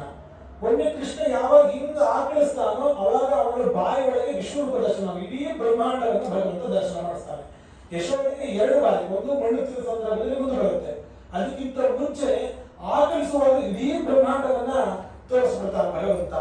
ಬ್ರಹ್ಮಾಂಡ, ನಕ್ಷತ್ರಮಾಲ, ಎಲ್ಲ ಲೋಕಗಳು ಎಲ್ಲ ಕಾಣ್ಬಿಡುತ್ತೆ. ಅವಳಿಗೆ ಗಾಬರಿಯಾಗಿ ಕಣ್ಣು ಸುಡ್ತಾಳಂತ, ಅವಳು ಏನಿದೆ ಹಿಂಗೆಲ್ಲ ಇದೆ ಅಂತ ಹೇಳಿ ಕಣ್ಣು ಸುಡ್ತಾಳಂತೆ. ಹೀಗೆ ಭಗವಂತ ವಿಶ್ವರೂಪವನ್ನು ತೋರಿಸಿರ್ತಾನೆ. ಇದನ್ನೆಲ್ಲ ಯಾಕೆ ಭಗವಂತ ಇಷ್ಟೆಲ್ಲ ಮಾಡದ ಅಂತಂದ್ರೆ ನಾವು ಭೂವಾರ ಆಡೋಕ್ಕೋಸ್ಕರ ಇಷ್ಟೆಲ್ಲ ಮಾಡಿದ್ದು ಅಂತ ವಾದಿರಾಜ ಸ್ವಾಮಿಗಳು ವಿರೋಧವಾಗಿ ಹೇಳ್ತಾರೆ. ಯಾಕೆ ಕೃಷ್ಣ ಇಷ್ಟೆಲ್ಲ ಮಾಡದ ಅಂತಂದ್ರೆ ಇಷ್ಟು ದಿವಸ ಕೂಡ ಅಪ್ಪ ಅಮ್ಮ ಇನ್ನು ನಾಮಕರಣ ಮಾಡ್ತಾರೆ, ತಡ ಮಾಡ್ಬಿಟ್ಟಿದ್ದಾರೆ. ಅವ್ರ ಹೆಸರೇ ಇಡ್ತಾ ಇಲ್ಲ. ಹೆಸರು ಇಡಲಿಲ್ಲ ಅಂದ್ರೆ ಸಮಸ್ಯೆ. ಹೆಸರು ನಾಮಕರಣ ಮಾಡೋದು ಲೇಟ್ ಮಾಡ್ಬಿಟ್ರೆ ಸಮಸ್ಯೆ ಏನಾಗುತ್ತೆ ಅಂದ್ರೆ ಚಿನ್ನು ಪುಟ್ಟು ಅದು ಇದು ಏನೋ ಒಂದು ಕರೆಕ್ಷನ್ ಮಾಡ್ತಾರೆ. ಆಮೇಲೆ ಏನ್ ನಾಮಕರಣ ಮಾಡಿದ್ರು ಕೊನೆ ತನಕ ಅದೇ ಹೆಸರಿಂದಾನೆ ಅವ್ರು ಕರೆಯೋದು. ಇವ್ರನ್ನ ಪುಟ್ಟು ಅಂತ ಕರೆದ್ರೆ ಅವ್ರ ಮೊಮ್ಮಕ್ಕಳಾದ್ರೆ ಅವ್ರಿಗೆ ಪುಟ್ಟು ಅಂತಾನೆ ಕರೀತಾರೆ. ಹೀಗೆ ನೋಡ್ಕೊಂಡ್ಬಿಡುತ್ತದು. ಇವ್ರು ಏನ್ ಮಾಡೋದು, ಅಪ್ಪ ಅಮ್ಮ ನನಗೆ ನಾಮಕರಣ ಮಾಡ್ತಾ ಇಲ್ಲ, ನಾನೇ ನಾಮಕರಣ ಮಾಡ್ಕೊಡ್ತೀನಿ. ತೃಣೀಕೃತ ತೃಣಾವರ್ತ, ಅವನೇ ತೃಣಾವರ್ತನ ಸಂಹಾರ ಮಾಡಿ ತಾನೇ ನಾಮಕರಣ ಮಾಡ್ಕೊಂಡ. ಕೂತನ ಸಂಹಾರಿ. ಹಾಗೆ ತಾನೇ ನಾಮಕರಣ ಮಾಡ್ಕೊಳ್ಬೇಕು, ಕೃಷ್ಣ ಇಷ್ಟೆಲ್ಲ ಮಾಡ್ದ ಅಂತ. ಇಷ್ಟೆಲ್ಲ ಆದ್ಮೇಲೆ ಇವ್ರು ಗೊತ್ತಾಗಿ ನಾಮಕರಣ ಮಾಡಿದ್ರು ಅಂತ ಹೇಳಿ ವಿನೋದವಾಗಿ ಅದನ್ನ ಹೇಳ್ತಾರೆ. ಈ ನಾಮಕರಣದ ಪ್ರಸಂಗವನ್ನ ಹೇಳ್ತಾರೆ ಗರ್ಗಾಚಾರ್ಯರು ಬರ್ತಾರೆ ನೋಡಿ. ಎಲ್ಲರಿಗೂ ಕೂಡ ಅವರಿಗೆ ಉಚಿತವಾದ ರೀತಿಯಲ್ಲೇ ಸಂಸ್ಕಾರವನ್ನ ಮಾಡಬೇಕು. ಬ್ರಾಹ್ಮಣನಿಗೆ ಬ್ರಾಹ್ಮಣ, ಕ್ಷತ್ರಿಯ, ವೈಶ್ಯ, ಶೂದ್ರ ಯಾರ್ಯಾರಿಗೆ ಯಾವ್ಯಾವ ರೀತಿ ಸಂಸ್ಕಾರ ಆಗಬೇಕು ಅಂತ ಇರುತ್ತೆ. ಆ ರೀತಿ ಸಂಸ್ಕಾರ ಚೆನ್ನಾಗಿ ಅಭಿವೃದ್ಧಿ ಆಗುತ್ತೆ. ಬ್ರಾಹ್ಮಣನಾದ್ರೆ ಕ್ಷತ್ರಿಯ ಸಂಸ್ಕಾರ ಮಾಡಿದ್ರೆ ಅವ್ರು ಓದೋದು ಬಿಟ್ಟು ಯುದ್ಧ ಮಾಡಲಿಕ್ಕೆ ಹೋಗ್ತಾರೆ ಅಷ್ಟೇ. ಹಾಗಾಗಿ ಅವರು ಉಚಿತವಾದ ಸಂಸ್ಕಾರಗಳನ್ನು ಮಾಡಬೇಕು. ಇವನು ನಂದಗೋಪ ವೈಶ್ಯನಾಗಿದ್ದಾನೆ, ಕೃಷ್ಣ ವಸುದೇವನ ಔರಸ ಪುತ್ರ ಆದ್ರಿಂದ ಕ್ಷತ್ರಿಯೋಚಿತ ಸಂಸ್ಕಾರ ಆಗಬೇಕು. ಇವನು ಏನಿದ್ರು ತನಗೇನು ಗೊತ್ತಿದೆ ಅದನ್ನು ಮಾಡುವಂಥವ್ರು ನಂದಗೋಪ. ಕೊನೆಗೆ ಏನ್ ಮಾಡ್ತಾರೆ, ವಸುದೇವ ಗರ್ಗಾಚಾರ್ಯರಿಗೆ, ಗರ್ಗಾಚಾರ್ಯರು ಇವರ ವಂಶದೊಳಗೆ ಯದು ವಂಶದ ಕುಲಪುರೋಹಿತರು, ಅವರಿಗೆ ಹೇಳಿ ಕಳಿಸ್ತಾರಂತೆ, ದಯವಿಟ್ಟು ತಾವು ಹೋಗಿ ಸಂಸ್ಕಾರಗಳನ್ನ ಮಾಡಿಸಿ ನೀವು ಅಂತ. ಗರ್ಗಾಚಾರ್ಯರು ಬರ್ತಾರೆ. ಬಂದಾಗ ಅವ್ರನ್ನ ಕರೆದು ಎಲ್ಲ ಮಾಡಿ ಭಾರಿ ವೈಭವದಿಂದ ನಾಮಕರಣ ಮಾಡಬೇಕು ಅಂತೆಲ್ಲ ಪ್ಲಾನ್ ಮಾಡ್ತಾರೆ.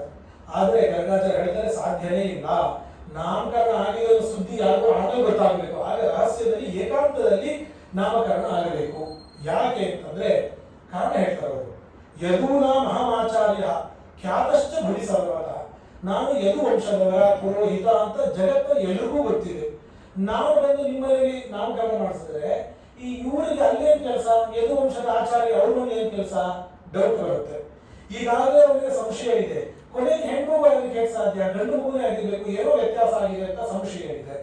ಇದೆಲ್ಲವನ್ನೂ ಕೂಡ ಅವನು ಡಾಟ್ ಕಲೆಕ್ಟ್ ಮಾಡೋದು ಅಂತ ಹೇಳ್ತಾರಲ್ಲ, ಆ ತರ ಇದನ್ನೆಲ್ಲ ಮಾಡಿಕೊಂಡು ಕಂಸ ತಿಳ್ಕೊಂಡಿರ್ತಾನೆ, ಓ ನನ್ನ ಮೃತ್ಯು ಇವನೇ ಅಂತ ಹೇಳಿ. ಹಾಗಾಗಿ ಯಾವುದೇ ಕಾರಣಕ್ಕೂ ಈ ವಿಷಯ ಹೊರಗೆ ಬರಬಾರದು, ಅಷ್ಟು ರಹಸ್ಯವಾಗಿ ನಾಮಕರಣ ನಡಿಬೇಕು. ಕಂಸ ಪಾಪವತಿ ಡೌಟ್ ಇದೆ. ಈಗ ಗರ್ಗಾಚಾರ್ಯ ಬರಕ್ಕಿಂತ ಮುಂಚೆ ಅವನಿಗೆ ಕೌಸಿಗೆ ಗೊತ್ತಿರಲ್ಲ ಆಚಾರ್ಯ, ಮಗು ಗೊತ್ತೇ ಇಲ್ಲ. ಅವ್ರು ಹಾಗೆ ಅಂದ್ರೆ ಎಲ್ಲ ಅವ್ರು ಏನ್ ಅನ್ಕೊಂಡಿದ್ರು, ಯಶೋದೆ ನಂದನಗೋಪನ ಮಗಳು ಯಶೋದೆ, ಹೆಂಡತಿ ಯಶೋದೆ, ಅವ್ರೇನು ಹುಟ್ಟಿರುವಂತ ಯಾವುದೋ ಮಗು ಅಷ್ಟೇ ಅಷ್ಟೇ. ಅವನ ನಂದಗೋಪನ ಅವರ ಸಪುತ್ರ, ಅವನು ಹಣದ ಮಗ ಅಂತ ಆ ಥರನೇ ಅನ್ಕೊಂಡಿರ್ತಾರೆ. ಇನ್ನು ಬಲರಾಮ ಹೆಣ್ಣು ಪುತ್ರ ಅಂತ ಗೊತ್ತೇ ಇರುತ್ತೆ. ಅವ್ರು ಮುಂಚೆ ನೋಡಿರ್ತಾರೆ, ಅವ್ರ ಬಗ್ಗೆ ಸಂಶಯ. ಅದಕ್ಕೆ ಎಲ್ಲರೂ ಮುಂದೆ ನಡೀತಾನೆ ಇರೋದಿಲ್ಲ. ಆಮೇಲೆ ಸಂಶಯ ಬರುತ್ತೆ, ಆಮೇಲೆ ಕಳಿಸ್ಕೊಳ್ತಾರೆ ಕೃಷ್ಣನನ್ನ ಕಳಿಸ್ಕೊಳ್ಬೇಕು ಅಂತ. ಅದಕ್ಕೆ ಅಕ್ರೂರನ್ನ ಕಳಿಸಿ ಆಮೇಲೆ ಗೊತ್ತಾಗುತ್ತೆ ಅವ್ರಿಗೆ, ಆಮೇಲೆ ಕಳಿಸಿ ಕಳಿಸ್ಕೊಡ್ತಾರೆ. ಈ ಭೂತಣಿ ಎಲ್ಲ ಇವರಿಗೆಲ್ಲ ಕಳಿಸಿದ್ದೆಲ್ಲ ಕಂಸದಲ್ಲಿ ಹೋಗಂತ ಹೇಳಿಲ್ಲ, ಡೆಸ್ಟಿನೇಷನ್ ಇಲ್ಲ ಅದನ್ನ ಹೇಳಿದ್ರು. ಅವ್ರು ಏನಂತಂದ್ರೆ ಎಲ್ಲಾ ಮಕ್ಕಳಿಗೂ ಕೊಲ್ಲಬೇಕು ಅಷ್ಟೇ. ಎಲ್ಲಾ ಕಡೆ ಕೊಡ್ತಾ ಒಂದೊಂದು ಊರ್ ಕಡೆಯಿಂದ ಒಂದೊಂದೇ ಹಳ್ಳಿಯಿಂದ ಹಿಂಗ್ ಬರ್ತಾ ನಂದ ಗೋಕುಲಕ್ಕೆ ಬರ್ತಾರೆ, ಅಲ್ಲಿ ಸಾಯ್ತಾರೆ. ಎಲ್ಲರೂ ಹಾಗೆ ಮಾಡ್ತಾರೆ.